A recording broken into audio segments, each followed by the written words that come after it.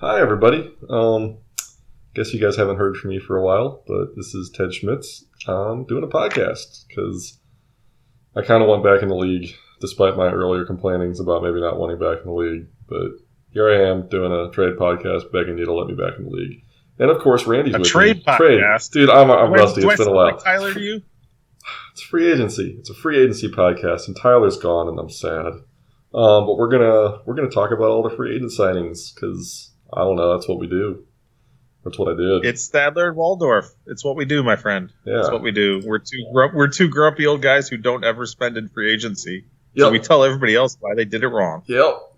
That's what we do. This is all that money you spent. The short version, TLDR, you all spent too much money. The end. You can stop listening. So we're going to go through alphabetically by team. As usual, when this is published, I will have timestamps if you want to skip to your team. We're not going to cover every player. We used to do that. We also used to prepare. There's no prep here. We're just calling them as we see them. And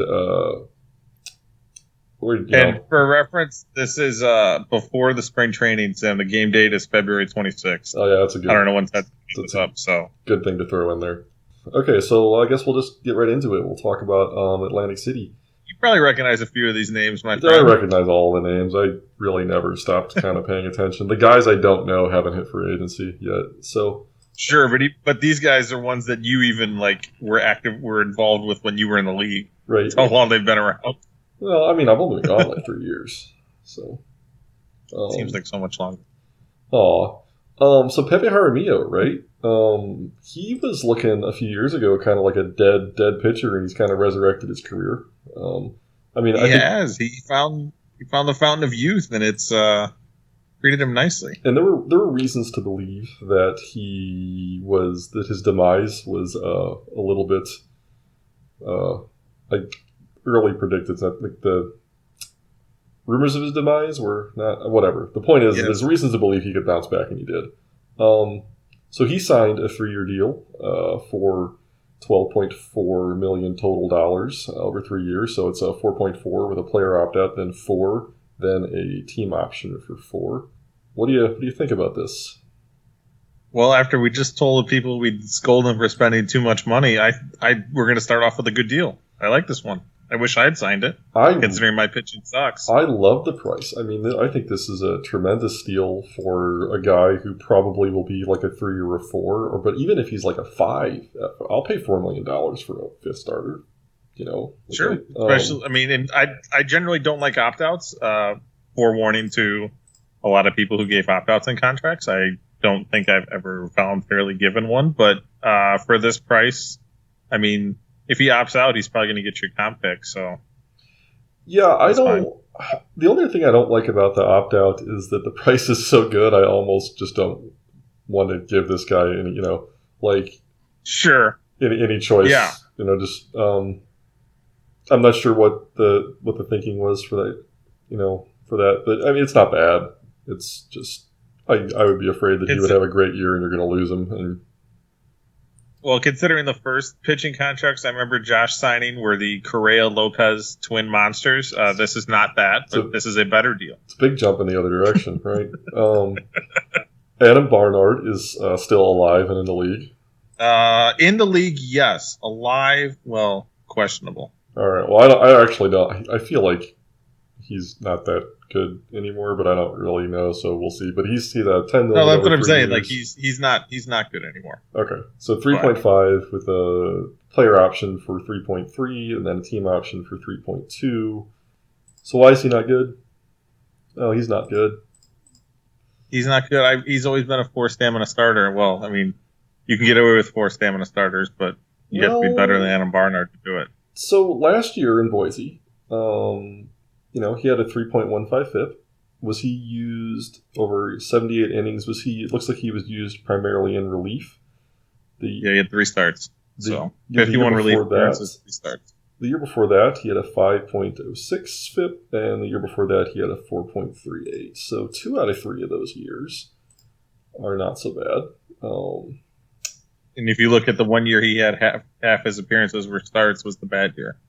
Yeah. So Josh, don't start Adam Barnard. Don't do it. it'll end badly. Well, I mean, yeah, if this is like an attempt to get like a kind of a good, solid, can throw a decent number of innings reliever, the guy hasn't been hurt a whole lot. He is an Iron Man, so he's got that going for him. Yeah, I've always wondered if those things are... My understanding is that what you see there is more descriptive than predictive. It's but the game does have internal like injury proneness ratings for each part of the body. So like while that Iron Man is descriptive of what's happened with him through his career, it's not directly telling you anything about the ratings. It may actually be indirectly telling you that his injury proneness is pretty small. It also might just be luck though. Or it could be related to their injury ratings. There's just so much silly fog of war. Yeah. I take that back, though. That's actually not silly fog of war. That's a good fog of war. I'm not going to say bad things about OTP. Yeah. Oh, next one is Pendleton. I thought he would be Mexico City or for life. Is he just... he basically was. So this one's a little bit heftier, right? Basically a $10 million a year. With a opt-out after the first year, and then a guaranteed year, and then the dreaded player. Look, a player option after a team option. Although this one is actually like in line with the rest of the contract, so I'm not as offended. Yeah, spoiler alert. We're just going to get that out of the way right now. That both you and I are on record is just that should be done away with and should be an illegal contract. I believe it has been discussed on the governing board, and there may be something coming soon regarding that. That'd be nice if there will not affect any of these will not affect any of the contracts these off season. It's not going to be retroactive. Right, and I don't want that to be taken as like a slam on any of the people who offer those deals. It's within the rules. It's just there's nothing illegal about them. Right. It is a way to really game the system. Yeah. But again, in this case, actually, he's not gaming it because the dollars are very much in line with the rest of the contract. So Scotty he didn't use it as a way to tack on like extra money to, you know what I mean, that he had no intention of paying. Right. So Scotty did not have much of a year last year, right? Like, no, he did not, and looks like he's been going down for a while now. But again, it's interesting. Why is his WAR so bad last year? He had a 4.3 FIP over 138 innings. You think that would be a little better than? Well, the interesting thing is he also didn't start a bunch. Last year was the first year he didn't start all his games. Yeah. Before that, he literally started every single game of his career. I think, I still like this deal. I mean, it's a decent price for a guy who's got a good chance to be a reasonable mid-rotation arm. It's pretty bulletproof. There's a good chance he takes that opt-out if he's any good, and that protects you from him getting bad real fast because he's 34. And your only potential damage here is 2045. Yeah, and I assume that he's planning on starting him with this contract. I mean, you don't sign this contract if he's going to be a reliever, right? No, he's not. Relief. We have to look relief. I have to learn to look at relief contracts a little differently because the game is allowing people to play relievers dramatically differently than it used to. So, my whole never pay top end relievers thing is out the window. But he's not one, so he has to be a starter at that price. Do we want to care about Jesus Arco? No, we don't care about Jesus Arce. Okay, I mean he's not horrible, but he's not exciting enough to talk about. He could be good, he could be bad. He didn't pay a lot. Okay, moving on. So the contract wasn't atrocious enough for us to care. Yeah. Well, Brooklyn or Boise signed nobody, but do you want to mention the trade they made to pick up? I mean, no. It's well, you brought it up. Look, they go around. I was actually talking to Shoeless when he took over about the Gracia and Ramos extensions that I wasn't able to get done, and then right after I left, they dropped their asking prices, and he was able to get them done. Unfortunately, Ramos slumped immediately, and then, while he's been, he's been actually reasonable. Yeah, he's just not been worth probably the price he was getting paid for. But pitching is scarce enough that I think this ironically. Last year he probably was. What he did last year, he probably was worth the money. Right, but to expect that to continue, I think, and he's 32, and his movement's down to 4 now. Like, I don't think he's bad. I don't think Boise's stupid for taking on this deal. I think if they can make the finances work, that's fine. And I think Schulos was looking to get out from under a deal that could potentially go bad. And he has other pitching options, although I think he's a little thin this year and next year. He's got some stuff on the way. Could be okay. I didn't think it was a bad deal. When I saw it, I was like, it's what it is. Got lumped and he got out of the deal. So Boise incomplete for free agency. The big old fat NA. Yep. Brooklyn. Do we care? Also, well, might as well be NA. They signed one reliever for. Why did they sign him for 4 years? That's the only question I have. Yeah, with like no control. Like no opt out or no team options or anything. I mean, they're clearly betting that last year was just a flop.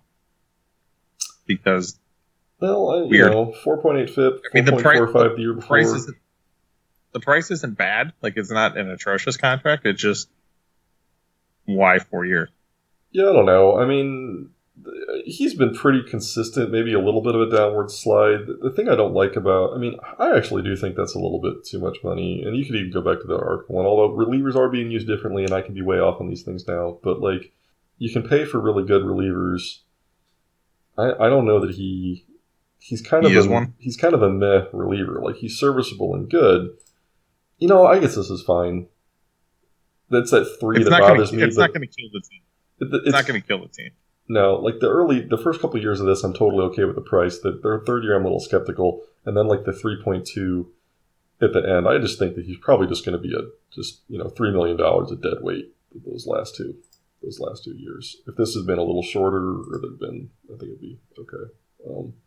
Yeah. And honestly, we didn't even need to talk about it that much. But Brooklyn signed one guy, and I didn't want to skip him entirely. So, yeah. On to Calgary, cruising right along. Couple guys here. By the way, is it just me? I have 3 drinks. I have water, tea, and vodka. That's a weird tea and. What are you doing? Who hurt you? What's going on over there? Hey, I am in the Middle East, my friend. You either brew your own tea or you smoke shisha, and I don't smoke, so I brew my own tea. Okay, well, I have bourbon because it's me. Calgary signed Hot Pants. You think he's going to start him? I mean, I'd have to look at the rest of his rotation, but I guess he's only been used as a starter. I've been out of. but he's one of those guys that could be. I mean, he's got starter quality ratings, but he's been thoroughly mediocre as a starter. Yeah, I'm not crazy. Right, like he was the guy who got moved to the pen because he was kind of inconsistent as a starter, and I guess, but in recent years he's been starting again. So, and he's been kind of okay. I mean, if you look at him, he looks like he should be a good starter.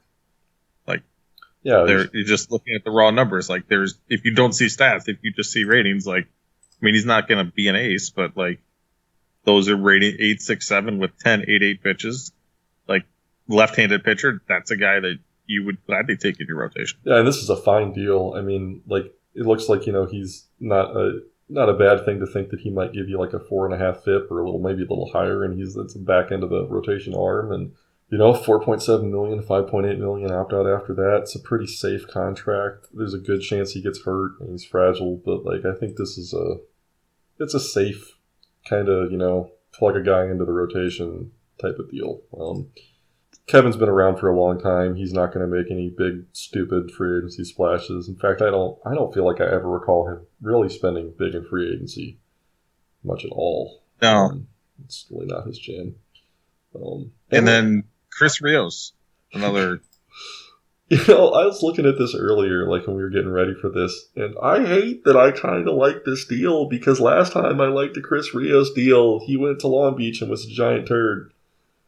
And I remember I was very much saying that I didn't like that Chris Rios deal, although I said if anybody was going to sign him, it was going to be Long Beach because Chris Rios can only give you 4 innings as a starting pitcher. Yeah, but last year he had a 3.3 FIP or 3.8 total. That's right, he got traded. And then the year before 5.2. But that's okay. Well, I don't know. What do you think? I mean, I don't like Chris Rios, so I'm. I don't like the deal. Like you're like any money spent on him is a waste. I have a bias against 4 stamina starting pitchers. You know this. Everybody knows this. I'm well on record of this. Yeah, I get that. And he hasn't. You're banking a lot on. Well, yeah, he's banking a little bit on one good year. It's fine, right? It's not gonna. I mean, Rios is. I mean, this deal. I assume he's going to be in the pen because has Rios been starting? He's been starting lately and hasn't been. It's been good. Awful. Yeah. How and why? Who knows? Somebody put him on a strict pitch count and it worked. Yes, yeah, but I think Steven was doing that too. So I don't know. I mean, it'll be. He's gonna. It's pure 3, isn't it? Oh no, there's a player option. So it's basically, this will take him through age 37. Do you want to sign a pitcher that's through their age 37 season? Because I don't. Okay, so you don't like the contract. I'm kind of meh on it, but it's going to be low impact, right? If this isn't like going to. Yeah, I mean, it's not going to cripple him. He can get rid of it if he needs to. Yeah, somebody will take it, or he can even just straight up eat it, wave him. All right. Dude, you need to... oh, wait, no, this is me. Never mind. Despite it being your game file, this is my version of the game. I need to download some logos. My Charlotte Cougars logo is just a weird... Looks like an ink stain. I don't really know what's going on here. I've got like a weird C. Oh, interesting. I've got like this amorphous C-shaped blob. I don't even think it's like... Something's not right. I don't know what it is. Bunch of signings here. So I feel bad because I told you this a little bit, but like... I was talking to you and I was talking to Brett, and he was looking for some outfielders, and I had some ideas of what I thought some might be worth. Like, prefaced with, I haven't been in the league for a while. And either teams took less than what he was bidding, or he just got barely outbid on all the guy he wanted and ended up on plan C and D. Yeah, full disclosure for the league, Ted has not been a GM for a few seasons, but Ted has been an assistant GM for quite a few people in the last few years. Yeah. Well, he's been a consultant. Maybe not a very good one, though. When we get to me, we'll talk about how one of the deals you helped me with or not with. Yeah, who knows though? I might not know anything anymore. I don't hate Reyes. You know, the only thing I don't like I like this deal in like the terms of talent for price, right? Like it's the right length. I don't like player opt-outs and young guys that I think the value is good on, but it's not. It's at 30, so it's not a bad time. He'll opt out it. Yeah. Yeah, like I like. And then the back-to-back team options are always nice. Yeah, like I think this is it's reasonable. I like the guy on paper, good defender in left field.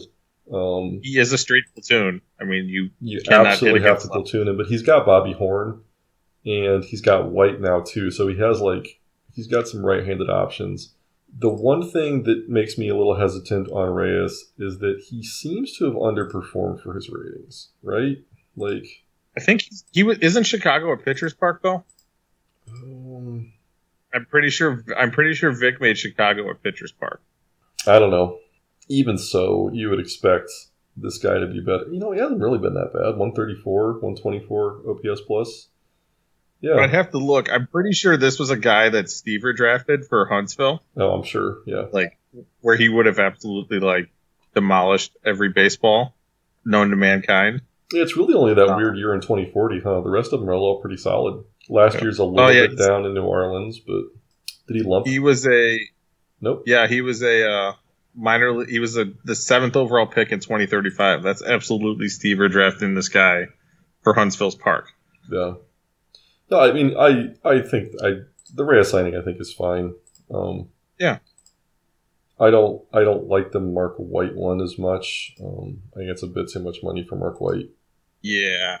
It's not bad, and it's removed. You can get out of it. The thing that White does have going for him is he's an excellent right fielder. His corner outfield defense recovered it all since I left. When I left, half the teams were playing guys that were rated 4 out there because you just didn't have any other options. A little bit. I mean...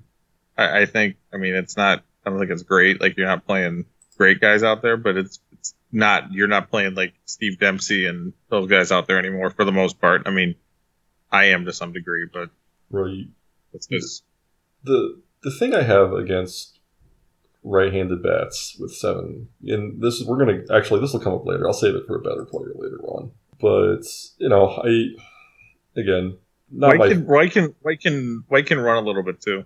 The interesting thing, because I know Brett built his team and his park around, because I think his power, like his park destroys power.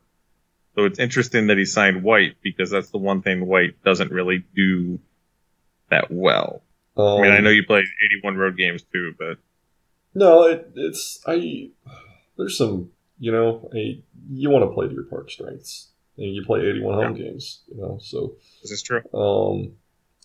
I'm not a big fan of the Iris Sanchez deal, just because. I'll be honest, I had never heard of Iris Sanchez before 5 seconds ago. And he was in my division, apparently. Yeah. With Long Beach. I guess. Granted, Long Beach has been irrelevant ever since you left, but. Oh, I could say shots fired. Yeah. They were a little irrelevant the last half of the time I was in the league, too. Steve, get your crap together, Steven. What's going on in Long Beach? I know you're a good GM. What are you doing, man? Well, I mean, he won the offseason, so maybe that included getting rid of Iris Sanchez. That's like the kiss of death. You said it out loud. Hey, he said it, not me. I can't. I feel like they had a hole at third base to plug. And honestly, if you're going to spend $4 million to get an everyday starter just to plug a hole, it's not the worst thing in the world. I mean, the guy's like a 750 OPS guy at third base. He's got a good glove there. It's a replacement level. You know what I mean? Maybe a little bit replacement level. Yeah. I try to not. When I was talking to Brett, I try to not pay for guys of this caliber. I feel like you should be able to produce them out of your farm system if you don't trade from your prospect pool too much. But his point, it's a very good one, is he doesn't have a farm system because his team hasn't been around long enough to develop it. I was going to say, he's just now getting to the point where guys from his first draft are probably... Unless he wants to have an absolute hole, he's going to have to buy a few guys like these. And that's not unreasonable. And he didn't overpay. I mean... Bob Coleman still looks like a serial killer. Overpaid. He paid the free agent price. Right. He didn't overpay. He didn't pay the premium free agent price. He paid. It's reasonable. So do we want to talk about Bob Coleman? And I just love that he's like the weird ashen gray skin color that the game comes up with every now and again. That is hilarious. I don't really understand. So the thing I'm going to drive the governing board nuts about if they let me back into the league is I'm going to start stumping around to get rid of relative ratings. I know I was a big proponent when they showed up. I feel like I've learned that they're just. I'd rather just see the true ratings and make my own decisions. I think at this point, because they've not worked out as well as I would have liked them. I don't see how a guy that is 7'6'8" set in relief is a 45, and there are other guys that are 6'7" that are 50. Well, it also also the tricky thing is I'm pretty sure the reason for the giant spike now is when everybody calls their guys up for spring training, it screws up the relative ratings and then it plummets back down. Right, that's a big issue. Yeah, there's some it's a great idea. I don't think it's executed particularly well. I mean, I wouldn't mind. I don't think the game does it. I wouldn't mind seeing the ability for you to toggle. I want to see the true ratings and I want to see the relative ratings. That'd actually be really great, wouldn't it, to be able to do both? Because I have this 10.77 guy. What does that really mean? Oh crap! Everybody's 10.77, so that's meh. Yeah, that'd be cool. But who the hell is Donald Harris, and how is he 34 years old and I don't know who he is? I'm pretty sure he's been on Valencia for this guy's been on Valencia for years. No, 2 years. No, he Jacksonville was in Jacksonville forever. I feel I should know who that is. Well, he was one of Tyler's anonymous pitchers that Yeah, just rolls out random guys that pitch well. Look at that, pitched great in Jacksonville, left Jacksonville. It was good in Valencia's first year, and then this isn't bad. I mean, $1 million whatever for a reliever. Yeah, I don't even know why we're talking about Donald Harris. Sorry, that's my fault. I shouldn't have even said his name out loud. All right, and that's it for nothing really. Is it? Why is this not scrolling? Yeah, Can nothing we really give that atrocious there. So recap on Charlotte, because we kind of rambled. Reyes like, White don't like. The rest of it kind of, okay, fine. C plus, B minus, sure. Why not? Oh, we're doing grades now. Let's go back. Do we have? Well, I mean, I'm just trying to calibrate the meh.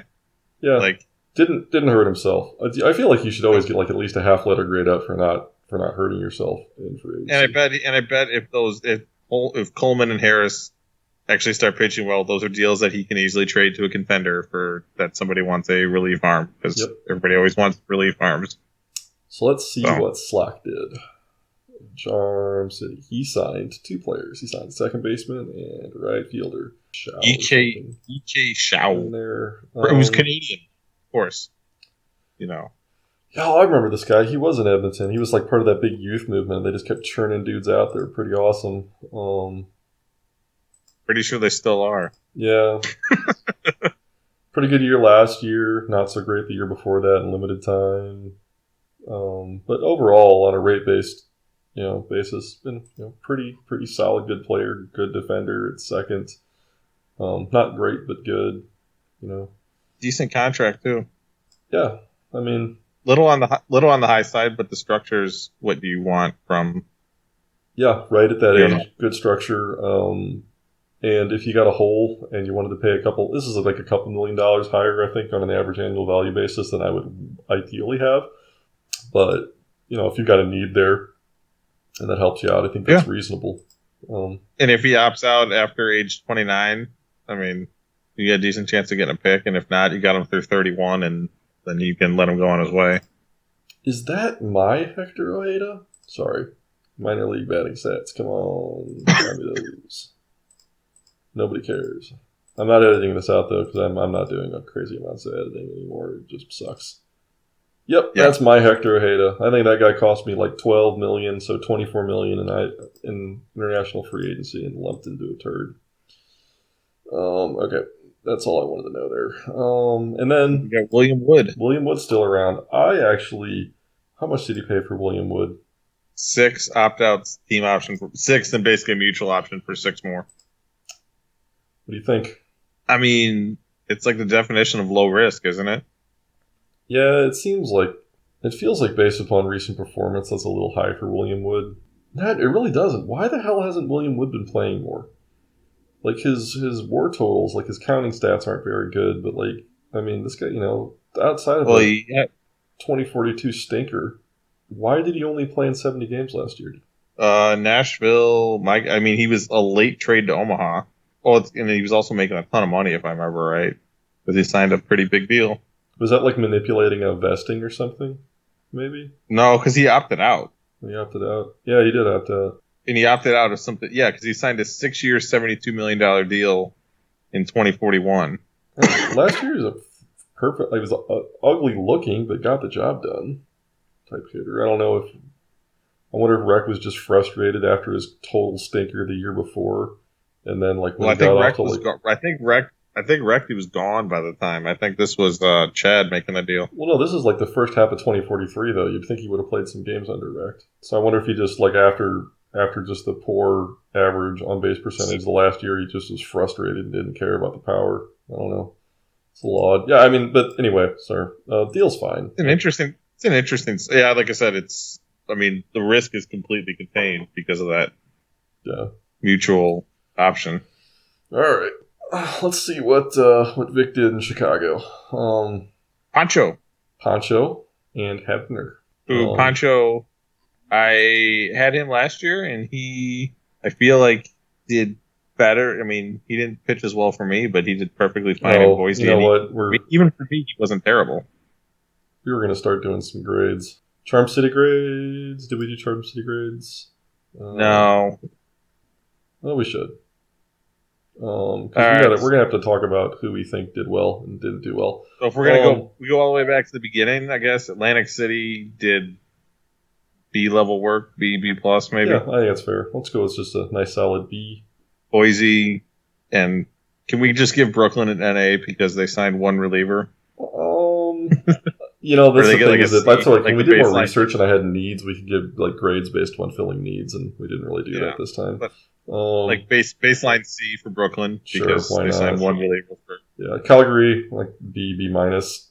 You probably want to give him a C plus because you hate Chris Rios, but they didn't expose themselves. We'll give him the B minus. Yeah. Okay, and then Charm City, like B plus. I don't want to give him like an A or an A minus just because like I don't think the players are that huge of an impact. But those are solid. Maybe like the B plus range there. Would you say A minus? I don't know if I go that far because I reserve A minus for either like great deals or signing like great players on reasonable contracts. And they didn't either. So B plus. Okay, Pancho German. Herman probably. He should. The deal's a little expensive. Like I could have extended him for that much if I wanted to. At the end of last season.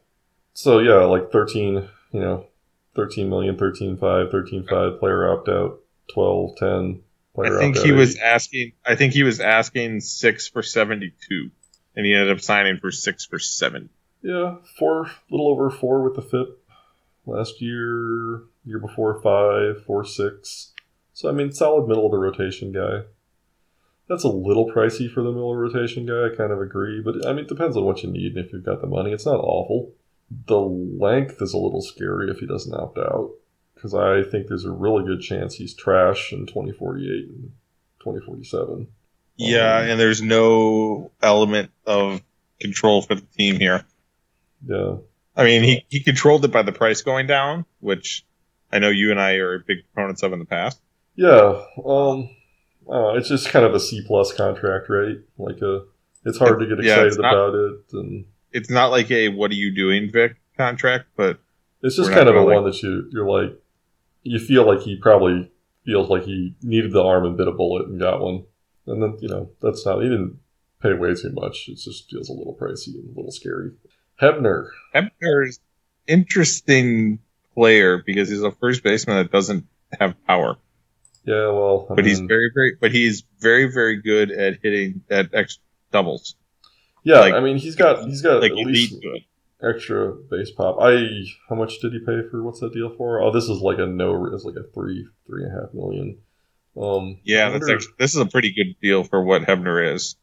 Well, is it though? Because I feel like, last year he was worth less than replacement level. And in 2042, he was average everyday player. 2041. So before that, he's been inconsistent 2.5. I'm sorry, I was looking at guy. I wasn't looking at until last year. Yeah, I was looking at the wrong thing. He was not below replacement level. I'm sorry. He wasn't much above it, but he was. Is he lumped? He hasn't lumped. He's 27. I guess it's pretty low risk. Let's see what... I'm kind of curious as to what Chicago's first baseman situation looks like. Is this guy going... No, well... Yeah, because he had Mark Simpson playing there. Well, yeah, but he's got Budding. I don't really know what... Is this maybe a platoon situation? Because Ebner's right-handed? Can Budding... Oh, wow, I didn't realize Budding was that bad. Yeah, so this is the platoon. Okay. Which in that case, $3.5 million for a short side platoon is, I think, a fairly reasonable going rate these days. Yeah, it's not what you want. You never want to pay more than like 2 for the short side of a platoon, but he's a good short side to a platoon. And first base isn't the spot that you want to slack on your platoon short side. You just can't afford to not be getting production out of that spot. So that's not bad. Okay, so still nothing real exciting here. Kind of a C plus B minus out of Chicago, you think? Yeah. Again, not crippling, but he didn't. If your goal is to improve yourself in free agency, I don't think he improved himself. Yeah. Well, unless he absolutely had to have a pitcher, in which case he did. And German's pretty sure he's got some young. I'm pretty sure he's got some young guys though. So maybe he just wanted a grown up for the rotation. Don't know. Not gonna look hard enough.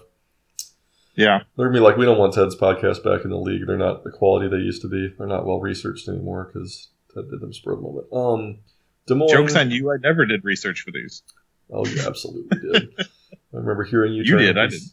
I feel like, did you just lie to me all those years? Man. I did a little bit. I probably overstated it. I'm an intel analyst. I'm used to bullshitting for a living. That's fair. You just pretend to do stuff while I was shuffling around. I like these next two teams. Incomplete. And 3 teams, incomplete. Des I Moines, didn't even scroll down far Edmonton, enough. Hawaii, Jacksonville, incomplete. All right, we're at Las Vegas. 4 in a row. Wow. Nice. All right. Thank you, guys. That's awesome. Manuel Orozco. Huh. And God, why? This better have all sorts of injury protection clauses. Yep. Raul, Reckley knows better because Orozco's like the walking DL stint. Claudio. I mean, Perez, I'm going to make a throwback. Trades. He might be hurt. He might be more injury prone than Tully Crow. Well, it says he's durable. Oh, I'm looking at Raul. Yeah, I clicked one spot off. Manuel Orozco decidedly not durable. Yeah, I didn't think he was. I was kind of confused when I saw that. There we go, wrecked. Let's see well, what you know we what? have. He signed a guy that has the same name as him. That's what happened. Or his injury proneness is the same as his name. Let's see. Torn labrum, shoulder inflammation. Torn labrum, 7 months. Shoulder inflammation, 8 months. All that was before he was drafted, by the way, in high school. Injury strain, hamstring strain, 3 months. But what did he do last year? Last year he threw 59 whole innings. So he just got a guy that he liked in Nashville and brought him over, essentially. Well, because he took him from Vegas to Nashville. This was a guy that he had in Vegas originally. Oh, yeah. Well, short stint in Omaha to join Niall's collection of always injured pitchers. And then on to Nashville. He was okay in Nashville last year. Actually, he was pretty good. He was pretty good last year. He was really good last year. Sorry. This contract is, for what it is, that this is the only deal you could sign a guy like Orozco to. Yeah, I think it's great. It's exactly what you do. All options, good price for what he is. If he stays healthy, he earns it. If he doesn't stay healthy, he goes out the door. Especially if he lumps. Yeah. And then Alilea? Is that how you say that? Leah. What are you doing here? Interesting that he signed a 25-year-old in free agency. You don't see that too often. Especially the deal's worth $5 million a year. Yeah, I wonder. So he's a platoon half with Jan. That's a little bit much for a platoon half, don't you think? Oh, this guy spent some time in the Umeba. He was in the Umeba the last 2 years. Kuwait. Yeah. Interesting. I'm not sold on this. Like he's a crap defender at second. And I know it says he's a 6, but 5 range at second base, it's not ideal. And 7 air is not great either. 7 air is workable if you have 10 range. 7 air is not really workable with 5 range. It's wrecked. I'll give him the benefit of the doubt. I know this guy is he must feel that he can get him a whole bunch of versus left-handed pitching at bats because he's not really an option. Well, and I think this is also a guy that was originally Vegas before he went to the Umeba. So Recti is clearly, maybe he sees something in him that. He's like one of those clubhouse guys. He does have the intangible stuff. I was actually just about to say that, and he can run. Yeah, he's really good on the bases. 4 plus, close to 5. That's a chunk of money for what's essentially that's a little high player. for my liking. And you got Claudio Perez. I have to look. I think Claudio Perez might have been my guy originally that I sent to him for a certain pitcher who everybody knows. I know. Yes. Claudio Perez was in the John Reed trade. I'm going to pretend I've never heard of John Reed. Who's John Reed? So, a legend. He looks like he's got Perez as a kind of backup / platoon catcher. He doesn't have any really strong catching options, but this guy's a pretty damn good defender behind the plate. He doesn't have any glaring offensive holes. He's nothing exciting, but he's not garbage. For $1.5 million, absolutely great team great option, price. 1-4. Yeah, that's fine. Well priced player. I like that deal. Yes. That's wrecked. He knows what he's doing. Except for that Alilea deal. I don't know what the hell's going on there, but I'm sure he has a thought about it that hasn't occurred to me. Recti picked up a lot of guys this offseason, but those are the only free agents. Yep. I don't know. B plus. I think maybe he might. Well, I don't think we can give him a B plus because of the Alilea thing. Maybe I'm thinking B minus because. But the Orozco and Perez deals are so well structured for what they are. The Orozco deal is well structured, and the Perez deal is basically a steal. He's just not that big of a deal of a player. Yeah, I wish they were for players that mattered more. Yeah, that's fair. All right. That's why I can't really go higher than like minus. a BD. Because, because I mean they're great deals, so they get that kick up, but like they're great deals for players that are not going to help him a ton. So I'm seeing all these signings from Long Beach, and I feel like the cycle I've seen about 3 times in a row now from Steven is Long Beach signs a bunch of players and then underachieves and slowly unloads a bunch of them, and then signs a bunch of players and then underachieves and slowly unloads a bunch of them. So I think this is like the 3rd time of spending a bunch of money in free agency. Well, I have to say, he at least signed players that we have to talk about because we've been talking to all these players that like, oh, this guy's not going to matter. These guys will at least, matter. Yeah, I was just starting to wonder, but it's always matters. He's always spending a ton of money in free agency. I mean, on relatively big name players. I'm just wondering if he's just consistently trying to like build too much through like 28 plus year old players in free agency and investing too much money there. And, I just don't know that you can win that way. But anywho, Crepin, what's this deal look like? 10 team option, 10 team option, 10.5. It's a safe deal, right? Like you don't think so? I mean, hefty. No, I said it's a safe deal. Hefty buyout, so $6 million, $4 million for the buyout. So I mean, more than 50% buyouts between the 2 years. Do we think Crepin's still a 3-win player? Because I think if he's a 3-win player, I'm okay with this. And if he's a 2-win player, it's a massive overpay. And that's where one of the things with spending in free agency is that you cannot spend chunks of money on guys that are getting you 2 wins or less. You just can't do it. Relievers, I mean, we're not talking about them. Crepin hit for him last year before he traded him to me. He did, and then he hit for you. But the year before, he was a 2-win player, and the year before that, he was sub-replacement level, and the year before that, he was sub-replacement level. And he's 32. He'll be 33. He's 33 before the season starts. Right, and he is in that spot where if he loses any of that range, he becomes a negative defender in right field. I don't think there's a lot You were asking about corner outfield ratings. I think you see a lot of these type guys out there. Like not holes, but they're not like world beaters either. I just don't think there's a lot of room for error in this contract. Like it's structured well. It's just expensive. Right. I mean, this is how you want. You can get out of it, right? With the team options. This is how you structure a contract for a guy like Crepin. Yeah, I don't think it's a bad deal. I just think that he could be bad this year. That's the thing you wonder about. But I think it's kind of it's fine. It's what it is. It's fine. It's a little high. Like I said, this guy I had at the end of last year, and he wanted 11 or 12. He and Herman wanted basically both the same thing. They wanted like 6 years, $12 million a year. So the next one I think we should really talk about, because I think this is an interesting deal and an interesting player. I think this could be a good one. Yeah, right. Like the real question is what Why has Manny Aguilar sucked the last 3 years? Jr. the last 3 years, right? Because the guy that was around before that, and he's 27, so I think it'd be reasonable to believe, whatever word I just said, reasonable to believe that these next 3 years, at least out of him, are going to be pretty darn good. Based on his ratings, the team options are in the right spot. If he lumps and you just don't want to pay him anymore, you can get rid of him. That 2047 season's a little risky, but that's what you pay to give him 6 years. Even then, he'll be 31. So that's not like. Actually, no, that year he'll be 30. Yeah. Because he signed. This is for basically 27 through 32 seasons. So I think this might be my favorite contract so far. Well, except that he kind of hasn't earned even this much money the last 3 years. Like you can't pay $11 million for 2.4 WAR.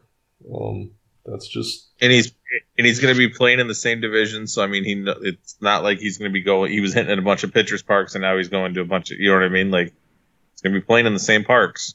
Yeah. So this could work out really, really well, or it could just be kind of one of those frustrating "why isn't this guy better" kind of deals. If I had old California before it became Sacramento, and or old Huntsville with the walls there, I would have just sat and watched this guy. I would have traded for him from Hawaii probably and extended him at some cheap price and then just watched him rake. But you're thinking this is like almost like late career Fernando Moreno for you? well, yeah, I mean, honestly, if you put this guy in a lefty power hitter friendly park, he'd just be a beast. And did Hawaii change park factors? I don't know if that. I don't think so. Yeah, I don't think so either. It's really weird to see what's happened to him. So it's hard for me to call that a good deal. It's hard for me to call it a steal. I think it's an aggressive, good gamble. I think it has the. I think, I was going to say it's a gamble, but it has the potential to be. We could look back on this in 3 years and go, how in the world did he get him to sign that contract?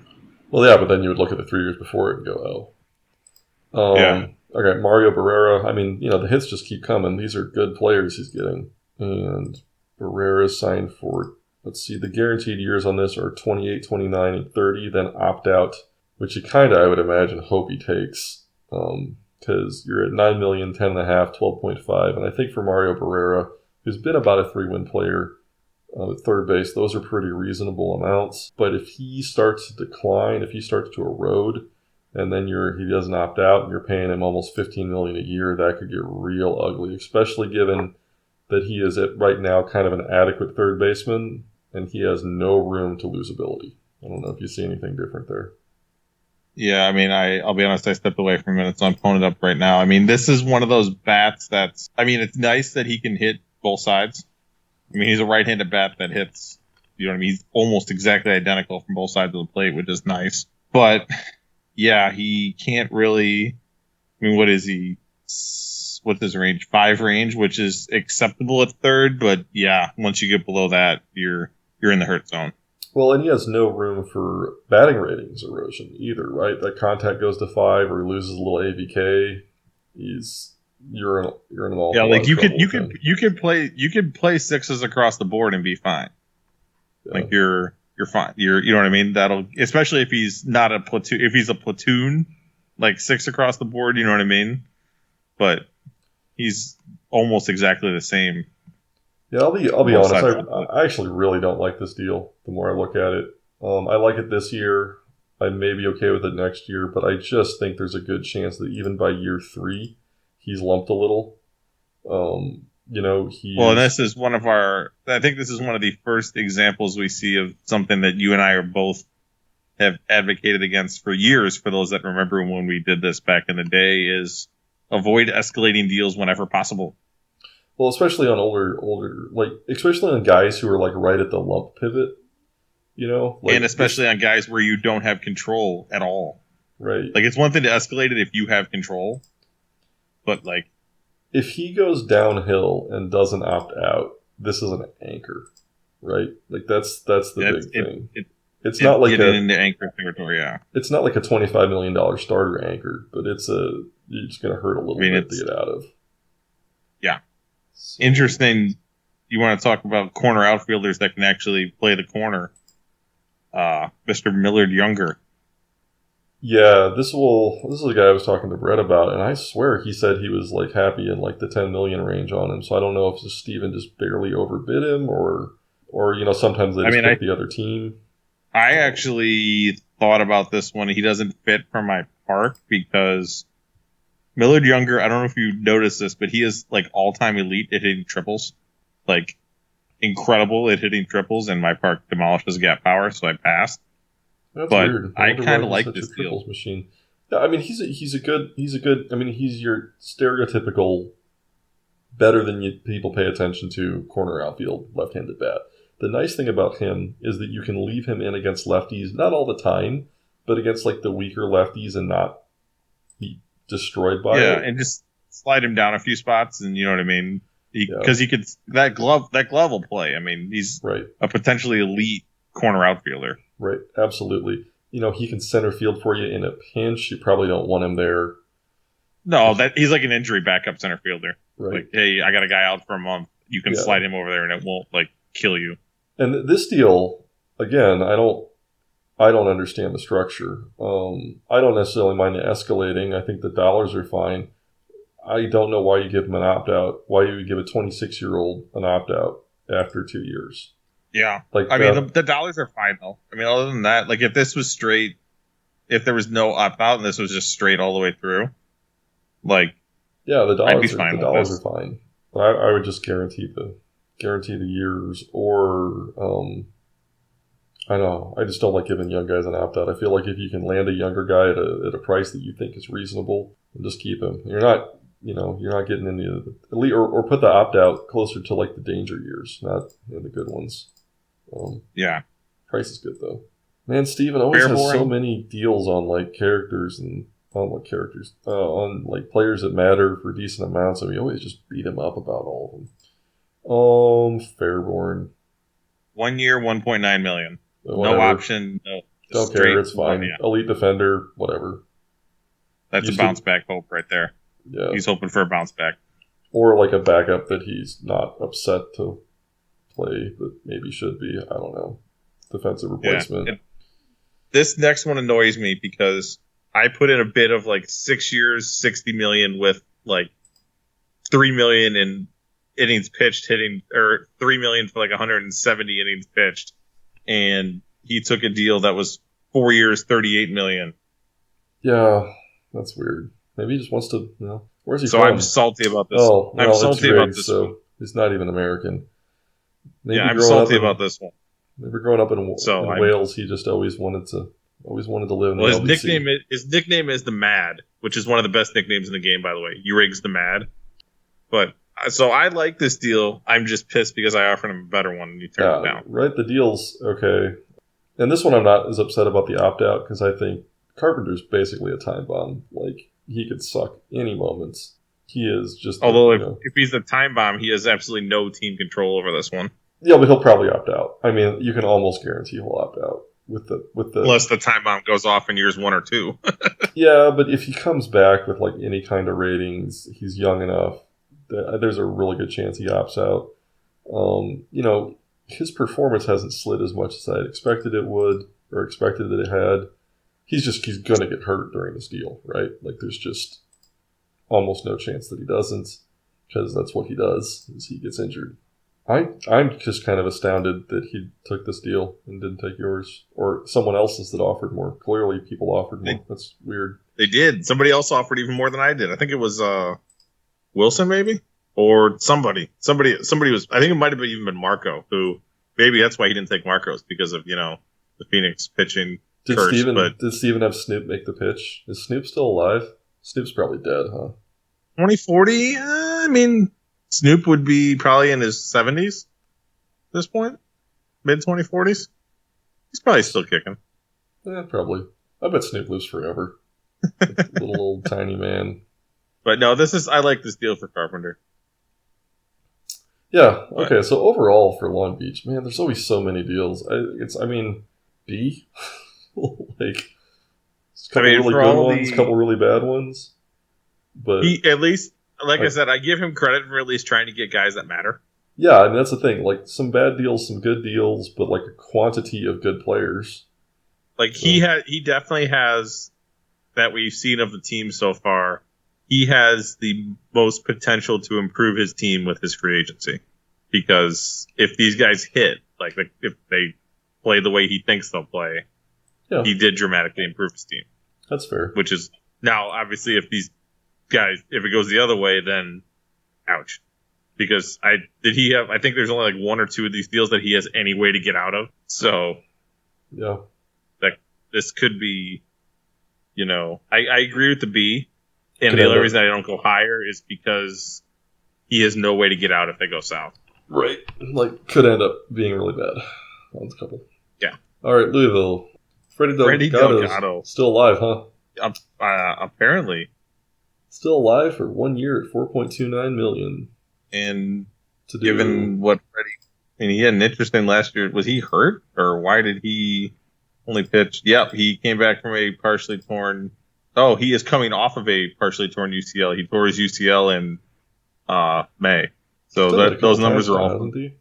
No, this is only UCL. He had elbow reconstruction surgery in 2032, and then just your standard soreness. Last year is before injury is the only time he's been like good. He was kind of okay 3 years ago, and then it's $4.2 million for somebody you're going to throw in the back end of their rotation. I suppose that's what it is.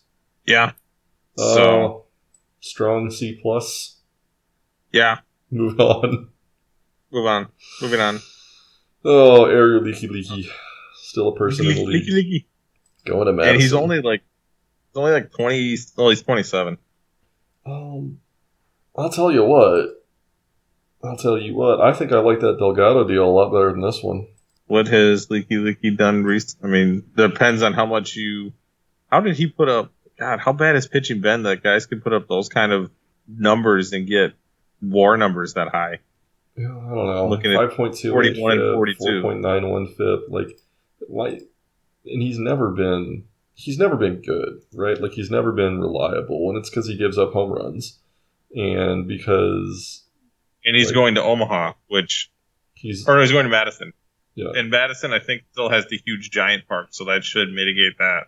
I don't know that it works that well. 4 movement's 4 movement.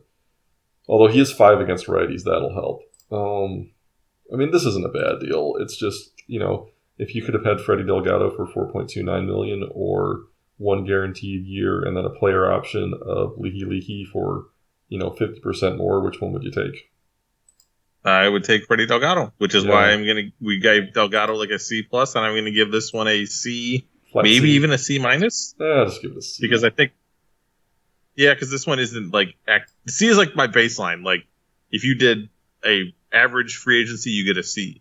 So anything less than that, you have to like actually hurt your team. And this is the first one that I think maybe did that, but probably not, right? And pitching's still thin enough that you'll, get by. Yeah. Mexico City. Fred signed 3 guys. None of them. That all had negative. Yeah, all had negative WAR last year. I mean. Well, I think Flores is technically a re-sign, so we might, but. That's a hope for a bounce back. It's a re-sign, but he did make it to free agency. I don't know what I think about this deal. The Flores one or what's the first guy, the shortstop? Flores. Because here's the thing with Flores.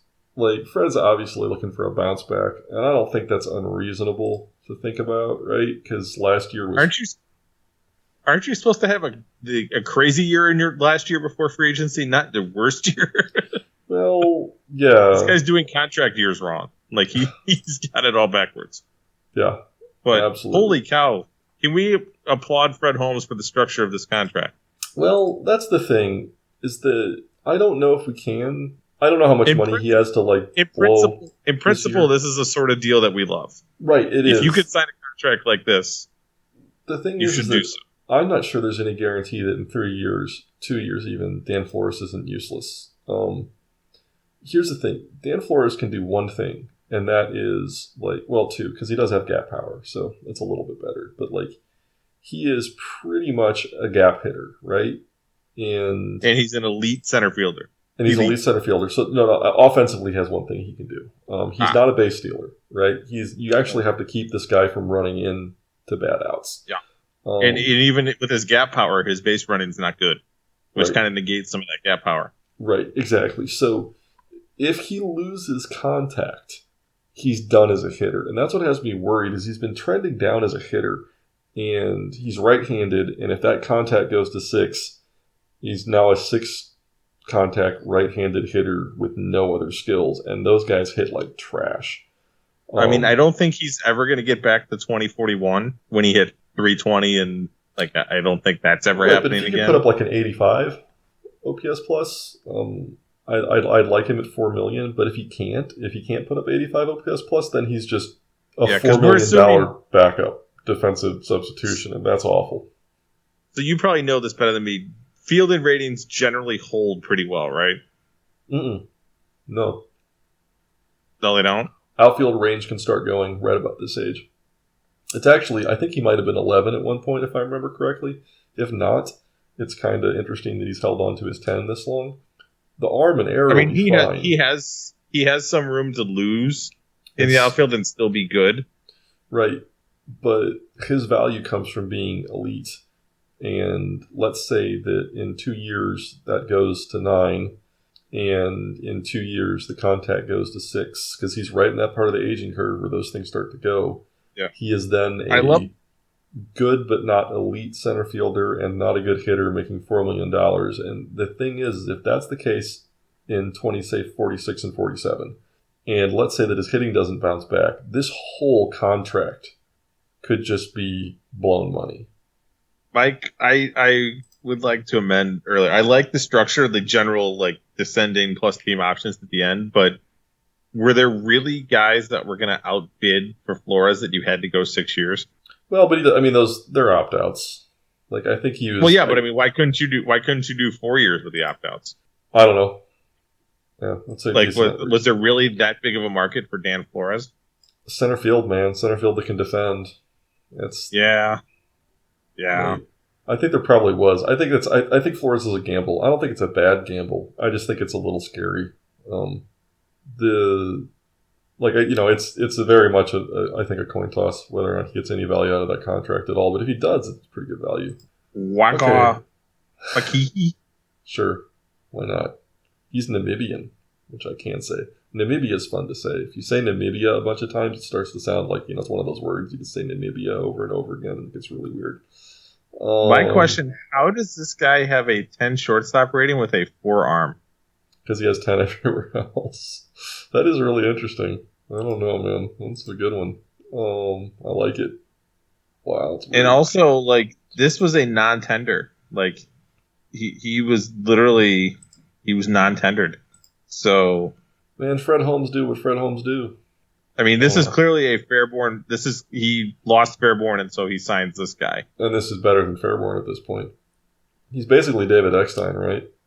Like, except not with the bat, but with the glove. That's very much David Eckstein playing shortstop. Yeah. Great range, great hands, great turn double plays, throws with his entire body. Just has to. And at 6'4", he can. At 6'4", he's almost to the point where he can the ball's already halfway there by the time it leaves his hand. What does it look like when this guy is throwing baseballs from shortstop? 6'4", 200 pounds, 4 arm. Noodle arm. Noodle arm, my friend. I know, just the visuals funny of just rearing back and nothing comes out. That's great. I do think it's interesting that this was a guy that Montreal could have had for, let's see what his first year of ARB was, because last year he put up heavy negative WAR. So, wow, he didn't even make it to ARB. He got cut after his 500K min-sal years. That's odd. That's interesting. All right, we're spending too long on goofball players. Jose Castro, Fred must have had extra money because this is front-loaded, but I think it's a good price for Castro. Castro can be a decent reliever, although, those are some bad ERAs. Hold on, now I got to look at this. What is going on with Jose Castro? I don't know. I don't care. Jose Castro, the ratings back up the steal. The performance doesn't. Big old fat C for Fred. C+ for Fred Holmes, because I don't know what the fuck any of those guys are going to do, and I've talked too long about them because they're not that good. You want to start on Montreal? I've been taking the lead on all these, and I'm getting tired of talking. Montreal signs, Jesus Christ, 21 players added. God damn, Herb. I know you're... God damn it. Only 5 free agents. I know you do. Yeah. And then, we always talk about how when you come in, you want to make the team your own, and, well, fuck, he's doing that. Yeah, Herb's a vet, though. He knows. I can't remember who he knows, but he runs a... Yeah, he's been around for a while. But, let's see. Bastian Lino. 1 year, $1 million. Sure. Moving on. Yeah, I don't care about that one. The only thing I'd say about that, I don't even know if I'm okay with that. I think that might just be some wasted money. But whatever. Okay, next.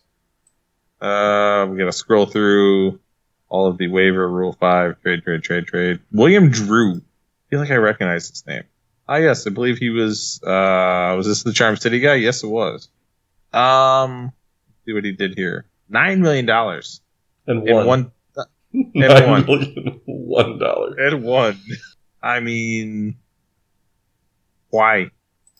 Yep, I'm with you. I'm not even sure. Like, huh? I don't know. I mean, the ratings are fine. No, they're not. But right-handed, 6 contact, low AVK bat. That's the reason he's not any good.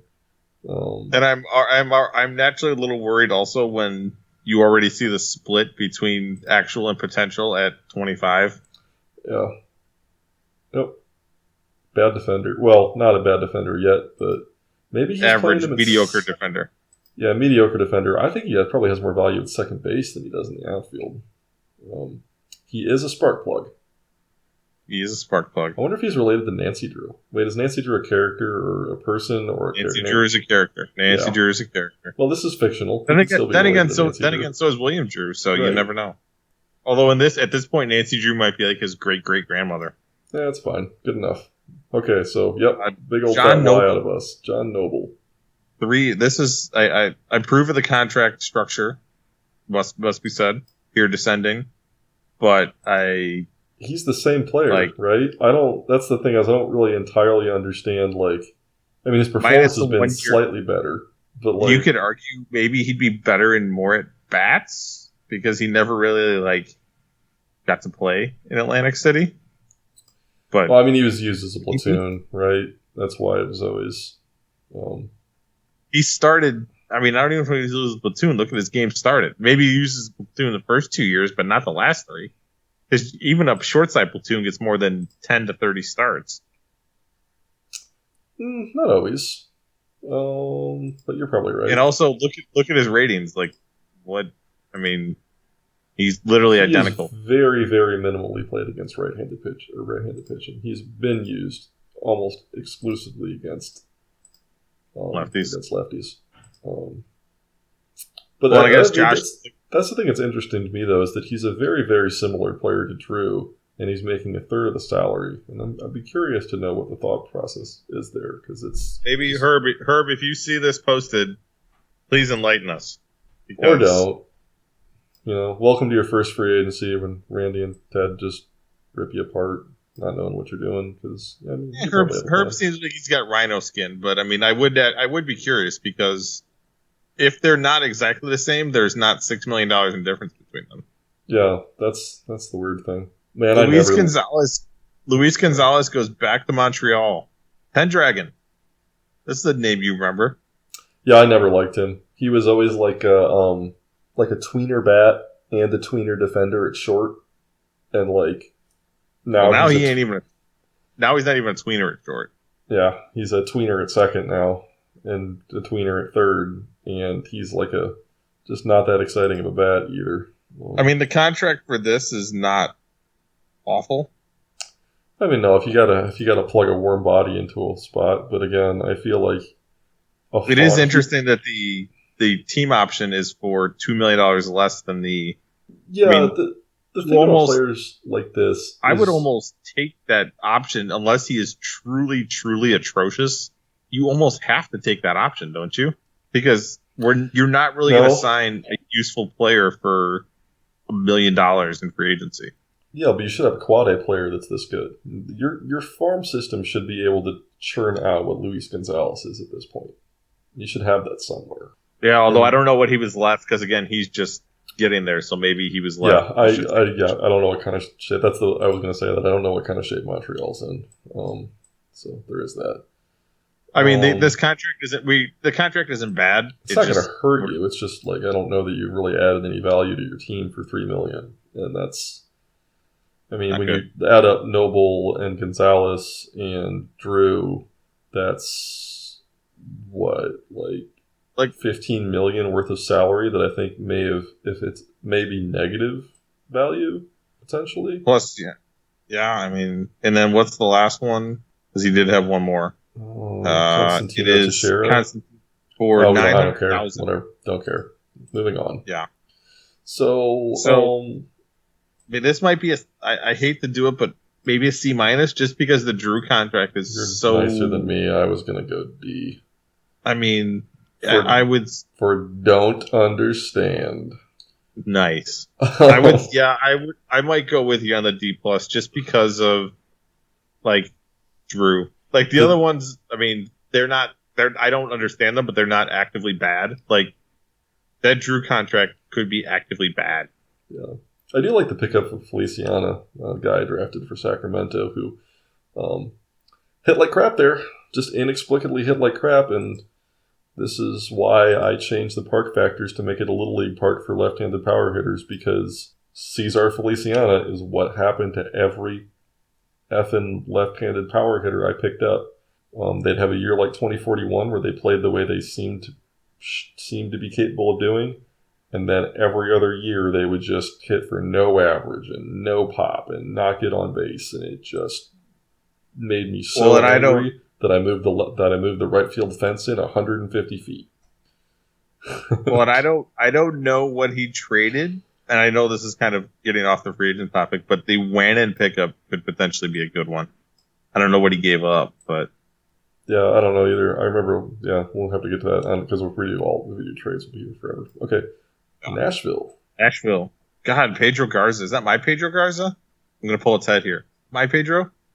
That is my Pedro Garza. He was surprisingly good for me, and then has been not unsurprisingly mediocre for everybody else. How much do you get paid? $1.5 million for 1 year. So a mediocre price for a mediocre player. See a platoon option. I mean, that's not bad if that's what you're using him for. I mean, he's not really though. I mean, Pedro Garza is an amoeba player. That's the thing. Like, I don't know. I don't know what we're like, and I could be way off on these. I feel like I've seen a bunch of these deals where people are paying like $1 to $3 million for guys that I think you should be able to get out of your farm system for free. I mean, 5 contact, 5 eye, 5 AVK. There's one decent, like not a good defender. He's got a little speed. It just seems like I don't feel like you should have to spend any money on players like that. But maybe the talent pool is different than what I recall it being. And this isn't the only team, so I'm not trying to. Is it who has Nashville now? Chad from one of the Omega guys that got called up. Was he in? He was part of the Kuwait? I think he was Kuwait City. Yeah. Okay. I mean, he's shown that he can build a team because Kuwait was shit when I believe Kuwait was absolute dog shit. Absolutely. He came in there, he built him up pretty really quickly. Did a great job. I'm not trying to crap on him. He's not the only guy doing this. Lots of guys have done this, so maybe things have shifted since I was gone. I don't know. Ricardo Gonzalez is like the definition of doesn't matter. Okay, cool. 6'3" for 6'3", $800K guaranteed for 2 years. Okay, cool. Whatever, don't care. Alvin Chartrand. He was good at one point. Is he still good? He was. 4 ERA last year, 7 the year before that. 3.69 the year before that, so like this. Let's see the contract. Wow, 6.5 every year. Opt out after 2. Player option after 4. Or player option for year 4. Team option for year 5. I like that deal. I'm actually okay with this.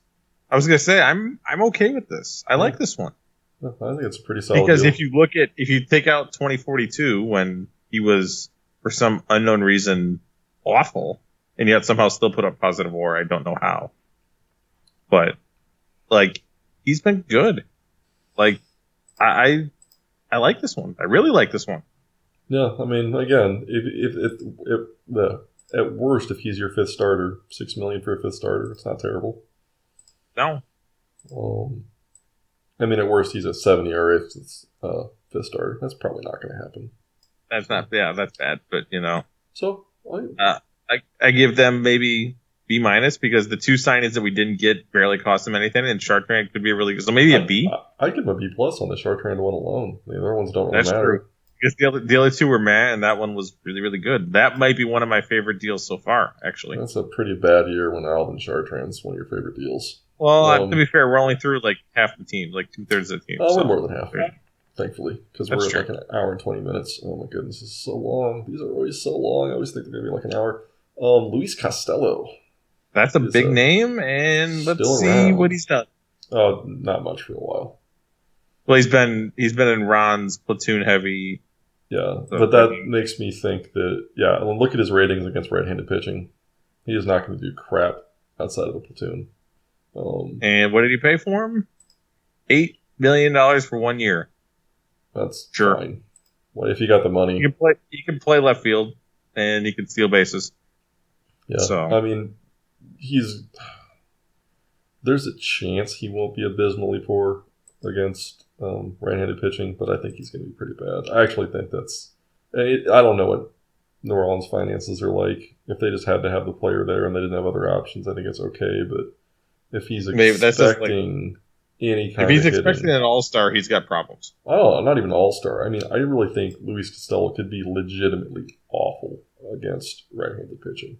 And see what he's done recently. I mean, it's Ron, so you could safe to assume that that he hasn't played him against righty. Yeah, that's true. Ron is very, very good about maximizing the value of his players. Yeah, I don't know. I just, like I said, he could be really, really. I am bad. mildly surprised Ron didn't have him run more, because I mean he's not going to be like a 40-50 steal guy, but he can get him at a decent clip. I'm sure Ron's trouble shot. Looked at it, he's messed around with the sliders more than me, but I had trouble finding a good spot for people with like this range, 6 to 7 speed, but a good steal. It was hard to figure out how to tell them like to get them to run, but not run too much for being not fast enough to make it. Sure. You know? Also, we would be neglect if we didn't mention Luis Costello's nickname, the Love Machine. The Love Machine. I talked about You Riggs the Mad being maybe the best nickname in the BBA. This is another great one. Although I feel like if you're going to have a nickname, the Love Machine, you need one of the awesome mustaches that we see. I don't know. So he's from Elmwood Park, New Jersey. So he's from Jersey, and he's a Costello named Love Machine. I'm down with all that. It checks out. Fair enough. All right. Is that all they had? Yeah, that's all they had. So what do we give a New Orleans? I mean, I feel like that's just a C. That's just a C. Straight up C. It's weird that they spent $8 million and get like the baseline grade, but that can go quite a few different ways. So yeah, I mean, we could be totally wrong on that one. It could be, and Jim's a smart guy, so he could have a plan there, and he could end up getting 2 to 3 wins out of him, and it's absolutely a good deal. So, all right, let's talk about the most important deal Omaha signed: Eric Holiday, relief pitcher, because that's where everybody should start, right? I thought we were going to talk about Alan Williamson, who you traded to Des Moines. Bunk. And then actually he was literally a throw-in. And then he started bumping like crazy, and then I guess he's never really turned into anything. No, he's been okay. Well, he got hurt. He got hurt, I think. Yeah, because he actually earned a nice fat contract after his 6.1 WAR season, and then proceeded to be decidedly average at best after that. Wow, $3.2 million. That is a one-hit wonder.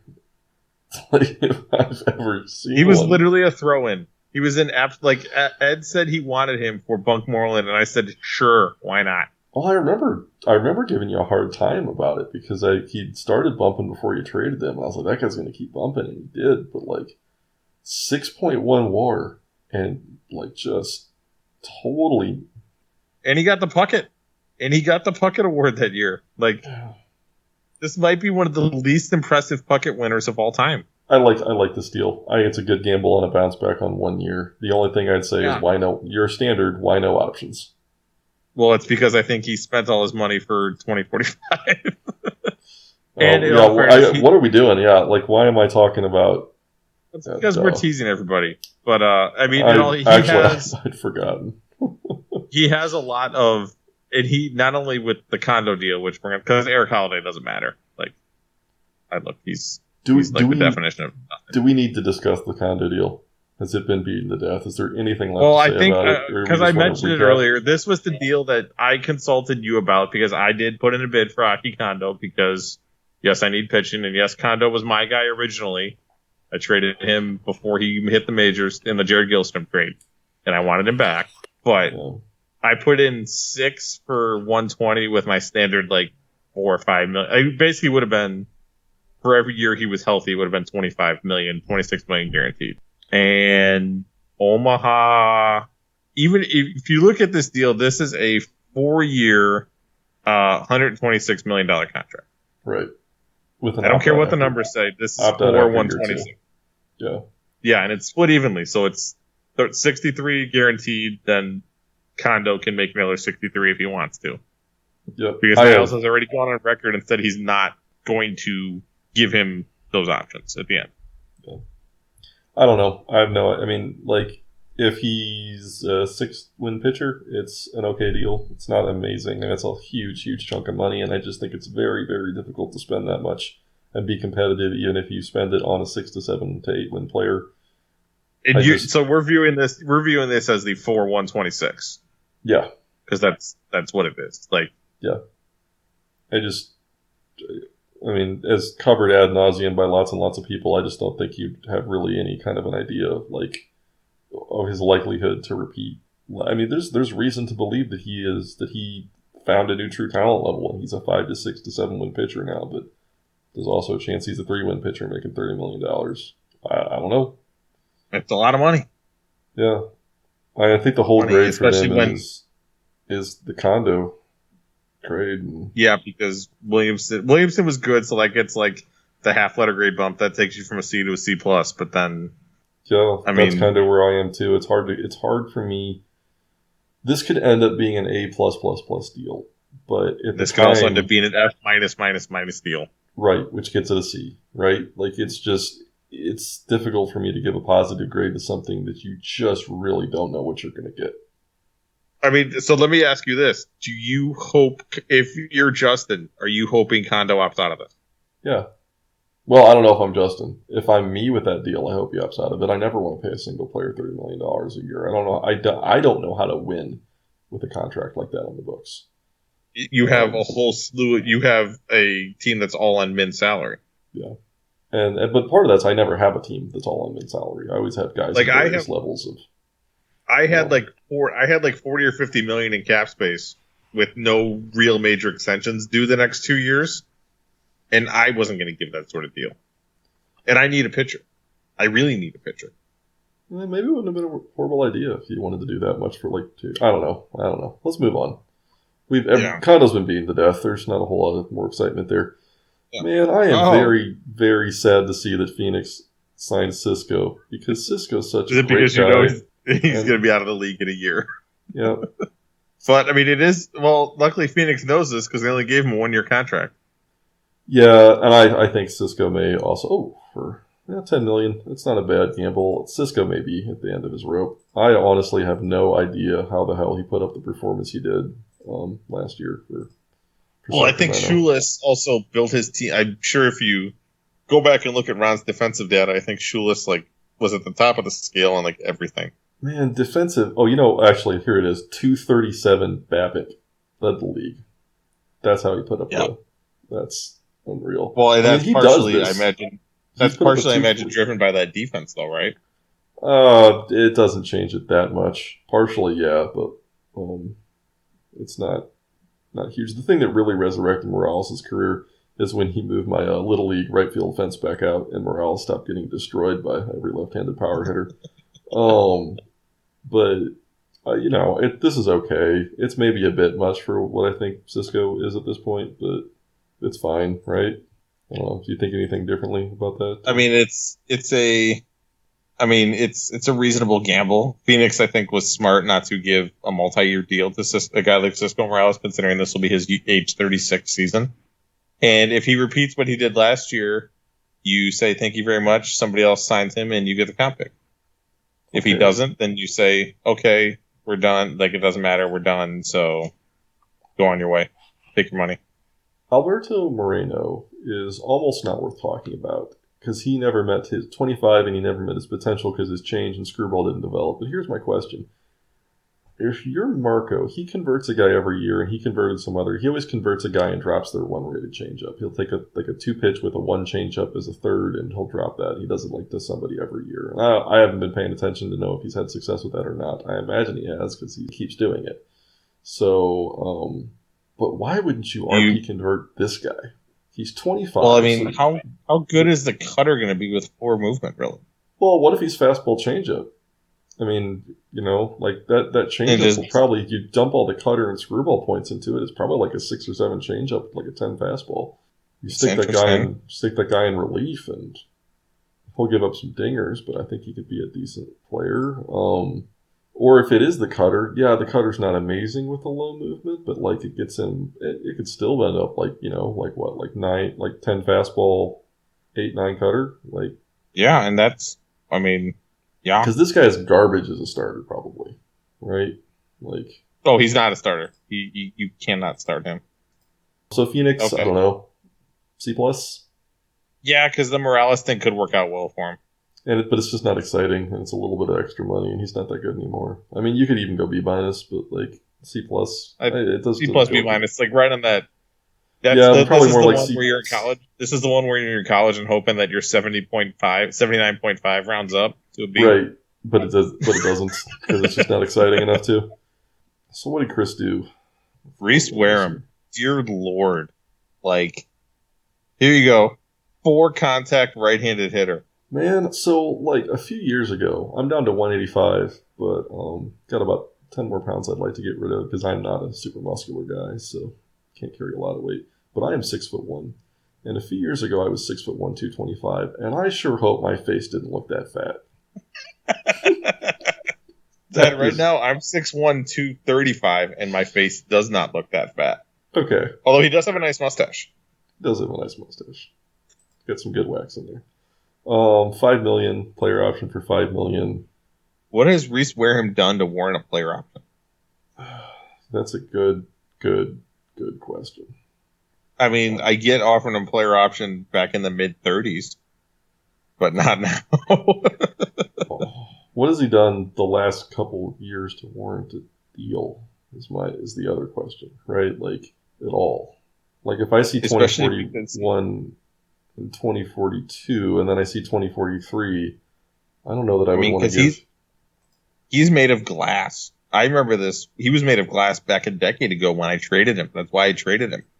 And if you look at his ratings, he is 7 rated at second and third, but he has 4 range. Yeah. I mean, he can't play absolutely elite otherwise. Yeah, like, you could maybe pass him at third with that, but just because essentially if he's not going to be able to move to get to it, but if he gets to it, you're out. Like, you're done. Yeah, but that's a good amount of money for a guy that probably doesn't matter at all. Well, the game still thinks he's a 55, so maybe there's something left in him. Which is another question. Why? Because he is like the smartest, slowest base runner on the planet. Like he's savvy. Yeah, he's very savvy. The other thing is the game thinks he can play 162 games. You know, it doesn't take his injury rating into account when it. Yeah, I don't know. Relative ratings are weird, man. That's what I got. But I don't see why that deal.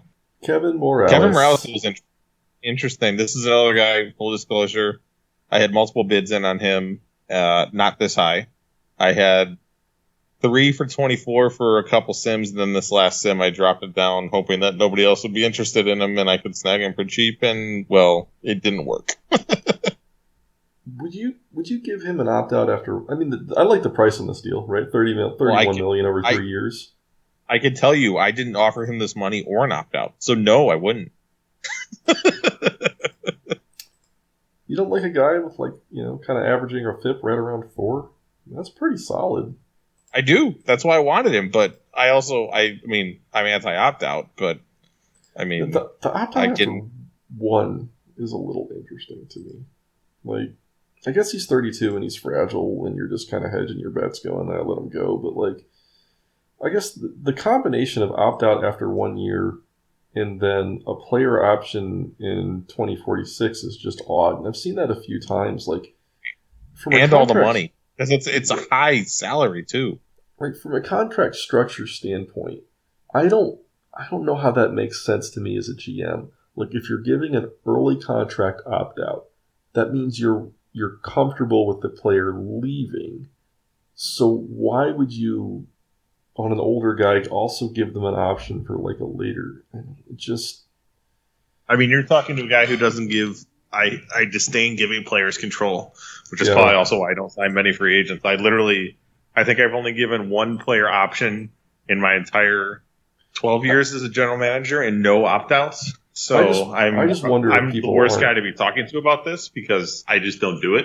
I would rather pay an extra $1 million a year and keep the control because I'm a greedy son of a bitch. Yeah, I mean, I'm with you. I just wonder if people are just like going with the structure that the player asked for and just changing the dollar amounts. And I don't know how much it changes whether or not the player was. Maybe that's why you didn't get what's his name with Long Beach. It's because you took out all these player options and opt outs and he wanted all that crap. I don't know. Maybe the players really like that shit. I don't know. Maybe that's also why I don't really do free agency, because I don't like bidding wars and I don't like having to give players control. Yeah. Nick Snyder, $3.2 million for a couple years. I guess it's fine. He's been okay. He's in Rockville, right? I'm sorry, I'm away from my computer. I'm refilling my drink. Yeah, he was in Rockville. We're gonna move on. That's not that exciting enough to keep talking about. So I don't know. I would give this kind of a C minus. I mean, the Morales pickup I think is good for the price. Snyder's fine. The Wareham one, C. Let's just give it a flat up C. It's fine. I was going to say, I think the Wareham deal is below, the Morales deal is slightly above, so... Snyder's kind of meh. Rockville gets an F because they signed J.J. McQuaid. Big, fat F. Just F. How much did they pay Mr. McQuaid? I don't even care. They get an F because they signed J.J. McQuaid, and they signed a 40 potential catcher, and a 40 potential catcher, and a 45 potential catcher. And I just wanted. So they need a backup catcher. They needed a backup catcher, is what you're saying. I don't know what they needed, but I just like to tweak Aaron a little bit. He paid $1.5 million for JJ McQuaid. I will punch you right in the balls, Aaron Weiner. You know better than to do that. He has played $3 million now. I'm not even keep looking. How many games has JJ McQuaid played at first base where he is rated a 3 with those ratings? Did he play just like one game there, got 3, and then just stop? I don't know. I don't even know.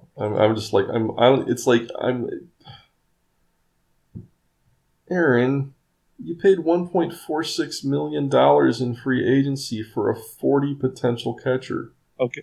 All right. So I was purely joking. I looked it up.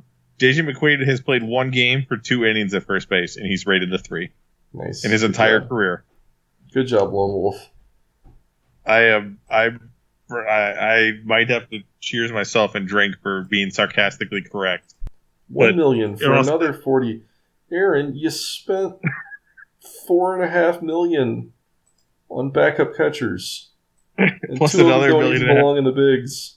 So he spent $6 million total, and I'm guessing he got JJ McQuaid for leadership purposes.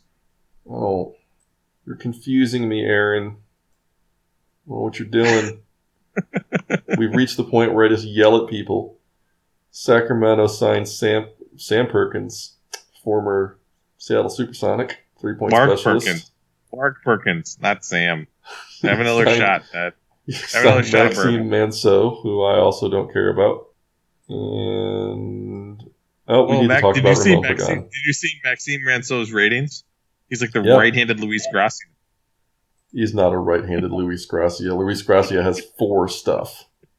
Oh, my apologies. And his primary pitch isn't a 4-rated cutter. Oh, Manceau's bad. I mean, $900K is... as a reliever last year, he was actually, okay. So this is a rookie. If you look at his ratings, this is a rookie. There could be a method to the Mad Pope madness. I don't know what it is. I'm not even going to look at Mark Perkins because I don't want to. Let's talk about Ramon Pagan and why I would not. Because he outbid me for Ramon Pagan. I would not be interested in signing Ramon Pagan. The structure. Did you see? The structure is interesting. Yes. I mean, you just looking at that last option. I mean, I'll be honest. I was scrolling down, assumed it was straight descending, and then. I think that's a fluff option to bump up potential value. I doubt there's any. Oh, it's absolutely a fluff option. There's no way he takes that 6-year option. The mutual option's fine. The de-escalating salaries are fine. I follow Sacramento a little bit more closely than other teams. He has money to burn for a little while now. So there's not a lot of risk in those high amounts, but... And Pagan can play the corner. He's not going to be a Zimmer winner, but he can, This is the right price. What he needs to do in spring training is put Pagan in right field.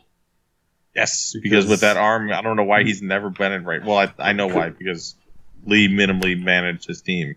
Well, Lee also, I think, had weird, like, he had, like, a billion right fielders and a billion, like, he had weird outfield combinations where people were just playing in weird spots. But here's so Pagan is the type of player who is very dangerous to turn into a pumpkin. And that's why the structure on this contract is so important, and it's done correctly by Shoeless. Because he is, and I've said this a million times, he is a 7-contact righty. And that's fine. You can have very, very good 7-contact righties, contact righties.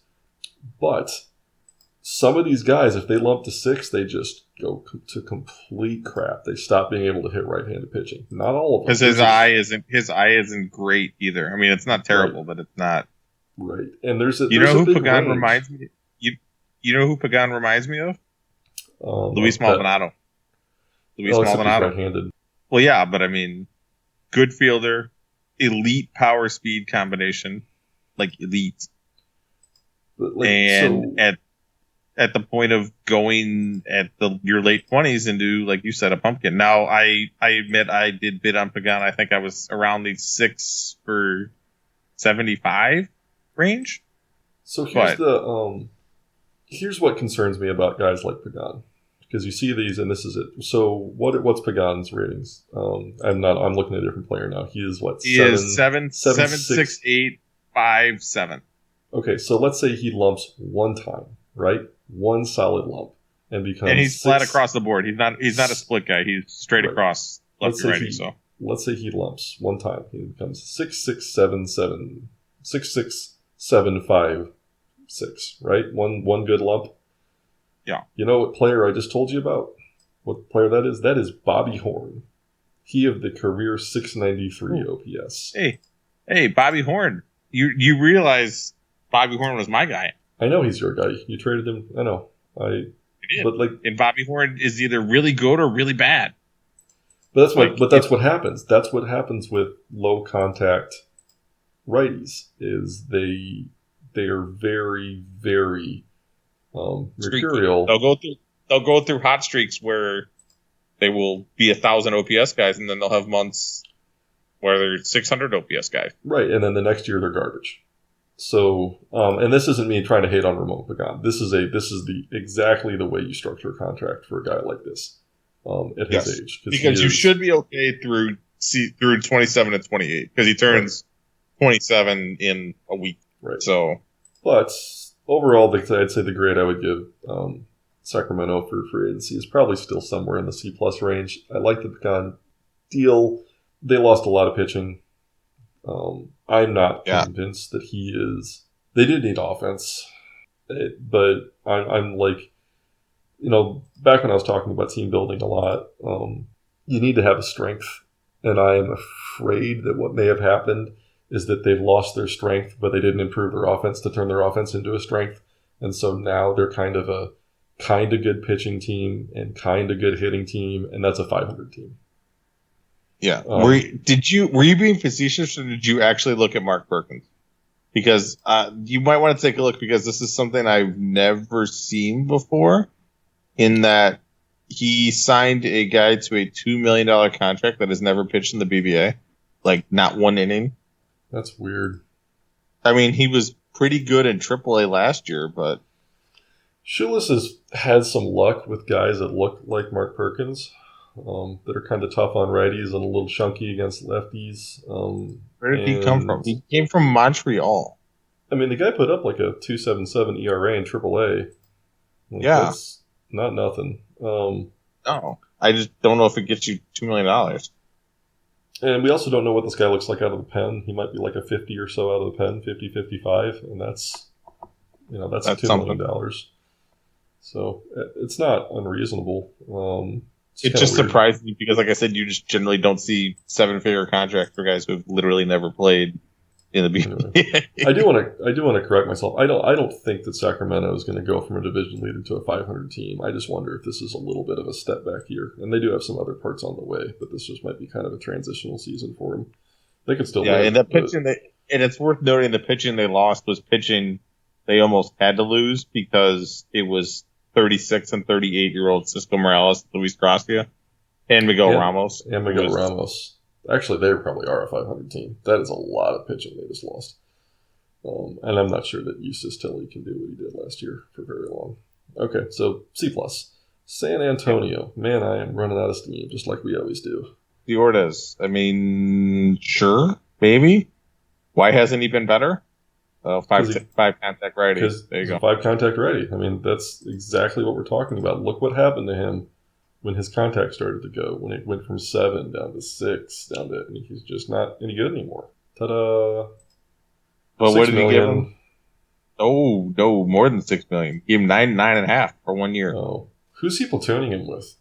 Does he have a big lefty somewhere? I thought, what's his name is a right-handed bat? Stinson? No, Stinson's a lefty, right? I honestly don't know. Damn it. You can make me go look. You got to the point where I don't care. Stinson's a lefty, and he can hit lefties, so that's interesting. This is DH. DH has been Quayer. Quayer's a righty. I don't even know what he's doing. No clue. No clue what he's doing. Okay. Who we got next? That is not a good deal. Yeah, especially for $9 million. Fit doesn't make sense. I don't care about Tony Medini. We were going to get real sparse here. Julio LSA is not a reliever. He's a starter. Yep.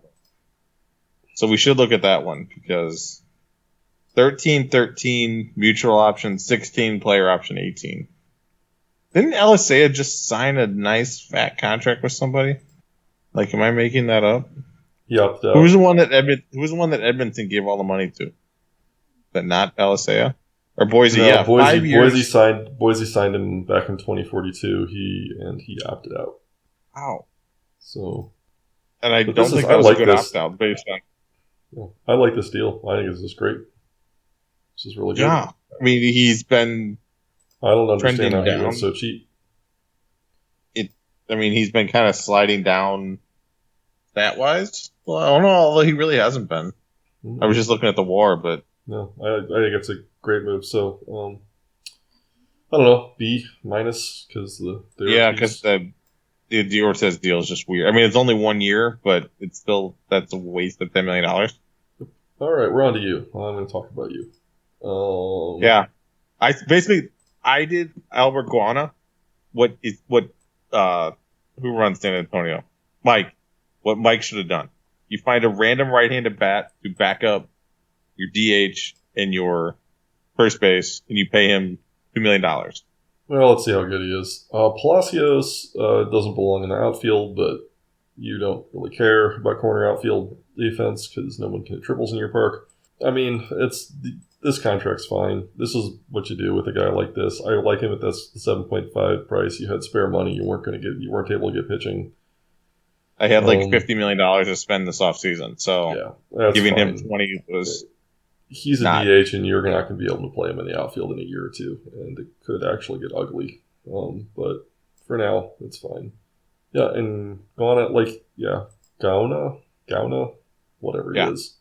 Yep, that's fine. I always want to say Goanna, but it's the A before the O that I would give you a C. I would give you a C+. Largely because I don't like Palacios, and I think Gauna just doesn't matter enough to get any part of your grade figured out. But Palacios, the structure is great. I think you probably should have optioned those later years, just because I don't know if you're going to want him, because he's. I thought about it, but I had been burned, as you mentioned, by offering options at the end previously, so I just did it. Figured I was already slicing his salary by about 2/3 from the opening year, so figured the least I could do is guarantee those and make sure I got him. That's fair. And I wanted pitching. I know I needed pitching. I got outbid for about 3 or 4 different pitchers, and I'm still trying to get some in the trade market, but I have $40 million. I think I have $36 million left to spend in free agency for this year, so I tried. Yep. Seattle. Seattle signed Dr. C. Don't care about him. How much money did he spend on Dr. C? That's the only reason I would even care. Not enough for me to care. Don't care. Pedro Diaz. This one got I don't know if you've seen the nice little analysis that Joe did on this one, but Diaz is an interesting player signed to in a boring contract. an expensive contract, but a boring contract. The $8 million for winning. The $8 million for the Sawyer Silk is a nice touch.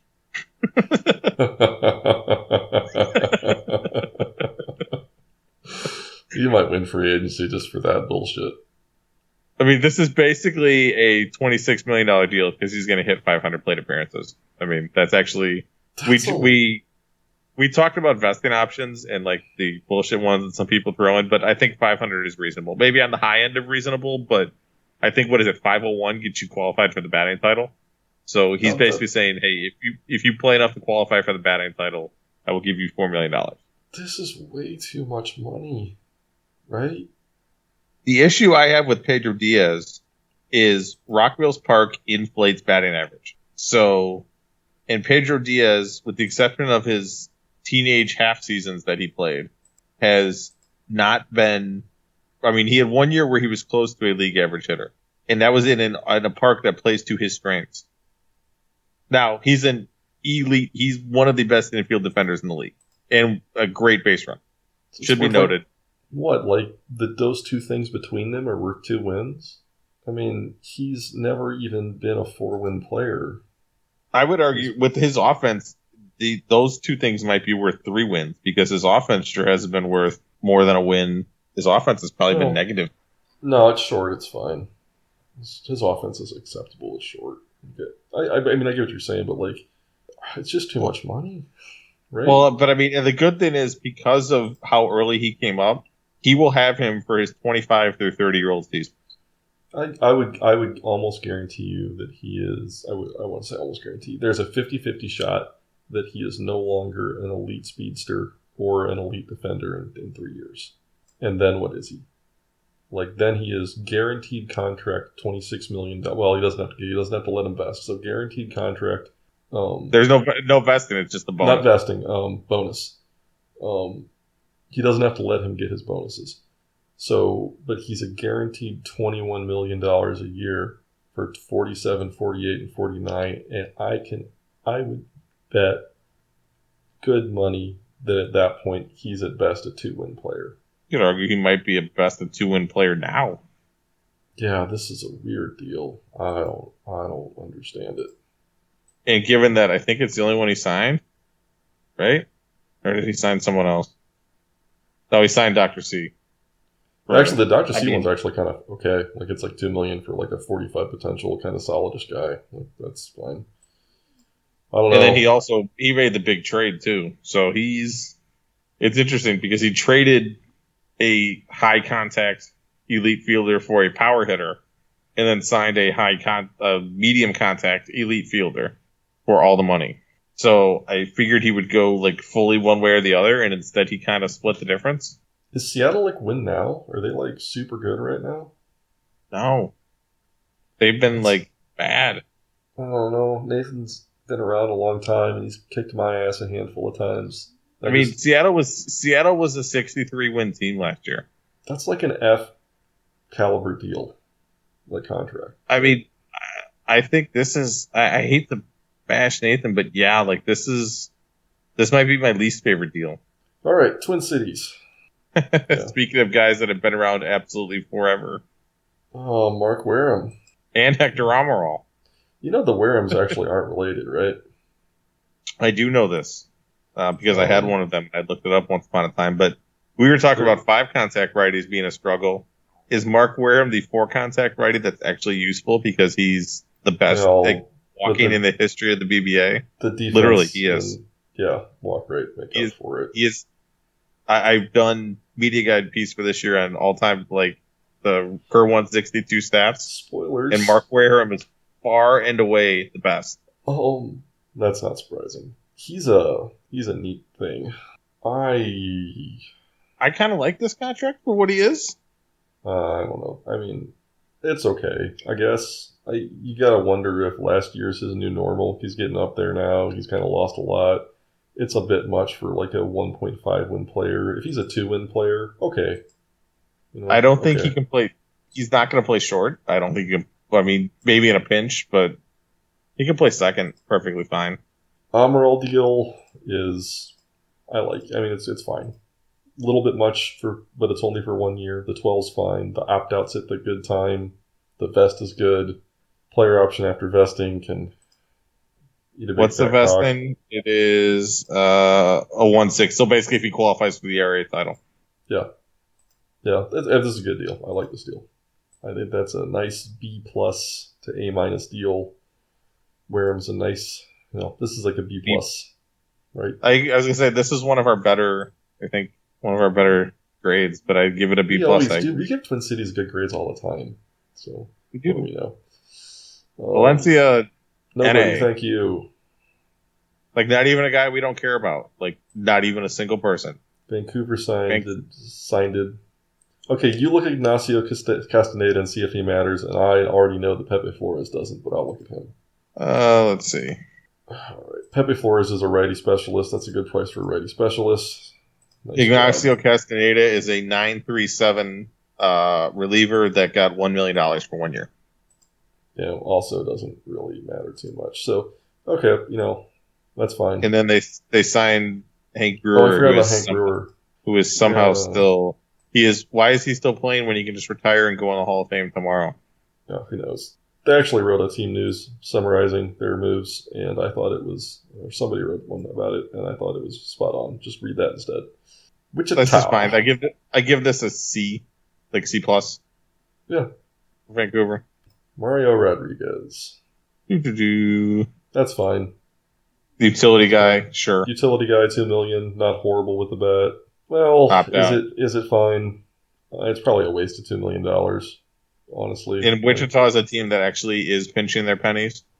So yeah, I mean, it's not going to hurt you. It's a small enough amount of money over a short enough period of time. I don't know why you give this guy a player option. Like, he hasn't earned a player option, either team option or just don't give him the year. My question on this next one is, why is this guy getting $13 million guaranteed over 3 seasons? Well, he's a one-pitch guy. It's a great pitch, but it's one pitch. His performance backs it up. Does it? Yeah. Does it really? 4.1, 4.4, 4.3, 3.8, 4.45 are his last 4 FIPS. I guess 3 years for a reliever just seems long to me, especially not like an elite one. At his age, with his motion, with his problems against lefties, yeah, it's a little bit much. It's not awful. It's not the worst deal I've seen, but like, it's not like I said, if it was 1 year at $4 million, I'd be like, sure. But 3 guaranteed to a guy that will be essentially 30, 31, and 32, who's been good but not great, is interesting, especially, like I said, for a team that is openly saying, we are pinching pennies here. Like, this is not the sort of guy that a penny-pinching team signed. You stop picking on Nigel. I'm not. He's openly said that he's pinching pennies. He's $1 million bucks too high on both those contracts. Or pinching pounds. I guess in Nigel's case. He's pinching pounds or sterling. I think his average annual value is like $500K to $1 million high on both those guys. Because I don't think, the Gomez one, I think you got to be really careful that you don't let that guy face left-handed power hitters. I don't know that unless the park makes that work, which I don't know, maybe it does. At $4.6 million is a little much. I'd be scared of that. And then Mario Rodriguez, I just can't believe there'd be enough of a competitive market for that guy that you would have to give him either a player option or give him $2 million for a first year. I mean, I know he is like an overall 50, but his value is his versatility. His value is 2.4 whole wins for his entire career, and like negative the last few years. So, and most of that was in his age 21 season. When I'm gonna bet, nope, about the same player. I don't know. It just doesn't. He doesn't do anything well. The thing I'd like to talk about with Wichita is the fact that old rubber arm Abe Colbert Jr. retired. Oh, like. Maybe he can just go sit in a permanent ice bath now after. Poor guy. I know he was a knuckleballer, but for those that don't remember, there was a time period when Abe Colbert was averaging 150 pitches to start. No. Yellow Springs didn't sign anybody. Thanks, Ron. Yeah, thanks, Ron, for anchoring us nicely. So, free agency, quote unquote, winners. Losers, I think, were Montreal and Seattle. Who's the other team we gave Seattle. And Rockville. True. Although Rockville, I don't think could truly lose because they didn't on backup catchers. Yeah, Rockville, I think, is the most confusing, but I don't think it's not the overall loser because they didn't spend nearly the money the other two did. I'm still giving Aaron an F. It's because I've known Aaron a long time, and I'm just. This is true. Yanking his chain. Winners? Did anybody win?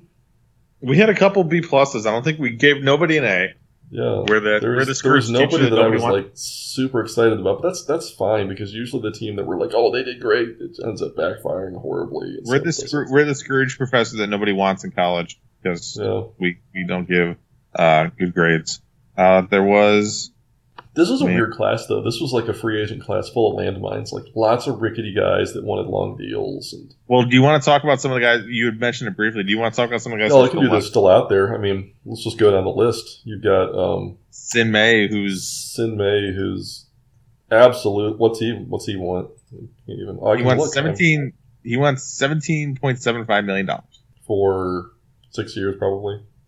Well, let's see. Let me offer him a contract. He wants 5 years or 4 years actually. So he wants 4 for 71 with a player option. No, right? Like just no. There's a reason he's still there. The guy I'm surprised is still around.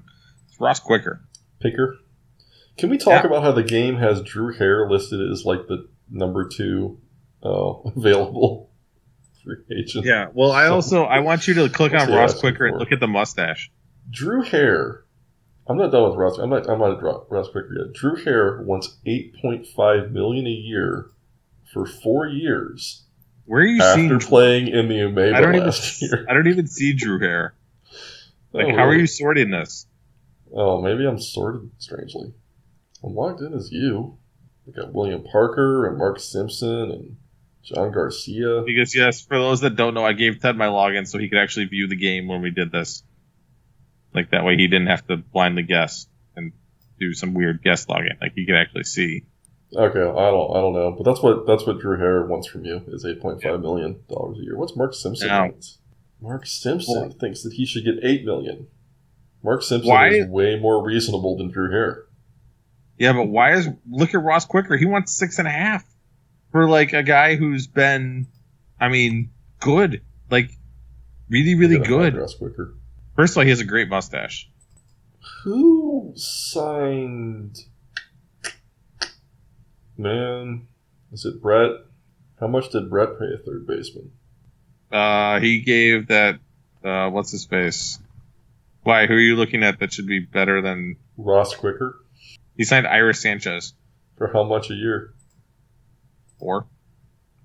Well, so we don't know what he gave 3 for 14 to Iris Sanchez. Okay, this is more money. I don't know what his finances are like, but I would much rather have Ross Quicker. Can Quicker play third still? Yeah, amazingly. But yeah. Aaron Stone. I do wonder how much Ross Quicker was asking for before this most recent sim. It could be why he's still out there. Well, we know Luis Gracia. Here we go. Now we can talk about him. Luis Gracia has dropped his demands down to $6.5 million after asking for $10 million more than that. Just don't let me down. I know you got the money. Please. I think we're past the point where you need to make your case, but do you want to make the Luis Gracia as a Hall of Famer case? The thing I'm more interested about is whether or not there's been a pitcher who has had a better 30s. That's not Steve Nebraska. I was going to say in the non-Steve Nebraska category. Yeah. I got Luis Gracia for Doug Kendall and some reliever that actually made the majors, but he is one guy. Is he? Do you like him more than you like Ricardo Diaz, or is Ricardo just? No, I'm actively rooting for Gracia to lump a little bit more and to not have a good year because I don't. So you want him to stay in California / Sacramento, but not surpass Rodrigo. Yep. I want Shulis to sign him and have him suck. No. That's not fair. I don't really want him to suck. I want him to be mediocre. Just be mediocre. Like get up to 240 wins and 85 or stop. He's really hung on. I'm so proud of that guy. Because there was a couple years ago, like right when you left, people are like, "Is Gracia a Hall of Famer?" Oh, and yeah, I was always I remember being like, God, he's got to get to 60 WAR to even have a shot, and he might not do it. And he just kept on chugging, putting up amazing years. What a guy. Oh. But yeah, Gracia, a couple years ago, there were a few of us saying he's a Hall of Famer. Now he should be a no doubt Hall of Famer. Absolutely. Aaron Stone's out there. What's he want? Oh, he can't really play catcher anymore. He only wants $2 million, but he's a DH. Tufu Yon's still out there. He can play. Is he a DH yet? No, he's 6'8", 10'10" in the infield, so he can be an elite third, potentially not maybe an elite third baseman, but an above average one. No, he could be an elite third baseman with those ratings. He can't hit though. That's a problem. Yeah, that's the kind of guy you stick in like the 7 or 8 hole and just tell him to clear the bases of the guys that come in ahead of him, and that's it. Kind of like I do with 4-4. Because he can still hit 30 homers.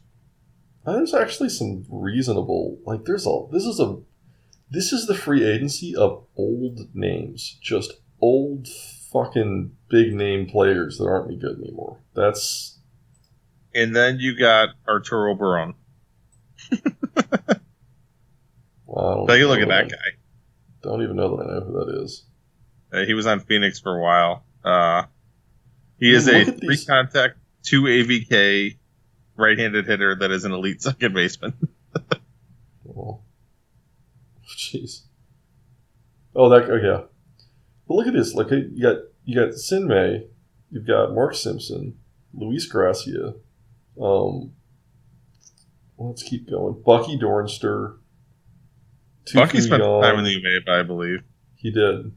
Carlos Camacho, who's a turd. Well, he's not a real big name. Aaron Stone. Chris Limon, Sean McGuire, William Wood, Luis Costello. How many big name old? Well, Gagne. Yeah, I don't know if Gagne was ever a big name. Man, just a weird free agent class. Lots of old dudes. There are always lots of old dudes, but feels like just a lot of old dudes. The Warrens, Mario De Ortiz, Crepin, Morales, multiple Moraleses. Yeah. It's just Freddie Delgado, Palacios, Hank Brewer. Yeah. Just a bunch of old Scotty Pendleton. Ken Bates, Hot Pants. Yeah. Well, I don't know if he was ever a big name. But recognizable. It is weird that Uriggs Carpenter is a 27-year-old free agent. That is not what we expected for his career. Oh. No, it is not. All right, let's wrap up. It's been 2 hours and 17 minutes and 17 seconds, and that is way too long. And for those new guys, welcome to a Ted and Randy podcast. Yeah, I'm sorry. We usually break them up because they get too long this way. Anyway, if you're still listening, amazing. Thank you. If you're not, I'm glad that I returned as dry and boring as I can. But I told you there's timestamps at the beginning, and you probably listen to those anyway. This was fun for me, and I'm just going to keep doing this shit. Thanks, Randy, as always, for hanging out. Of course, Ted.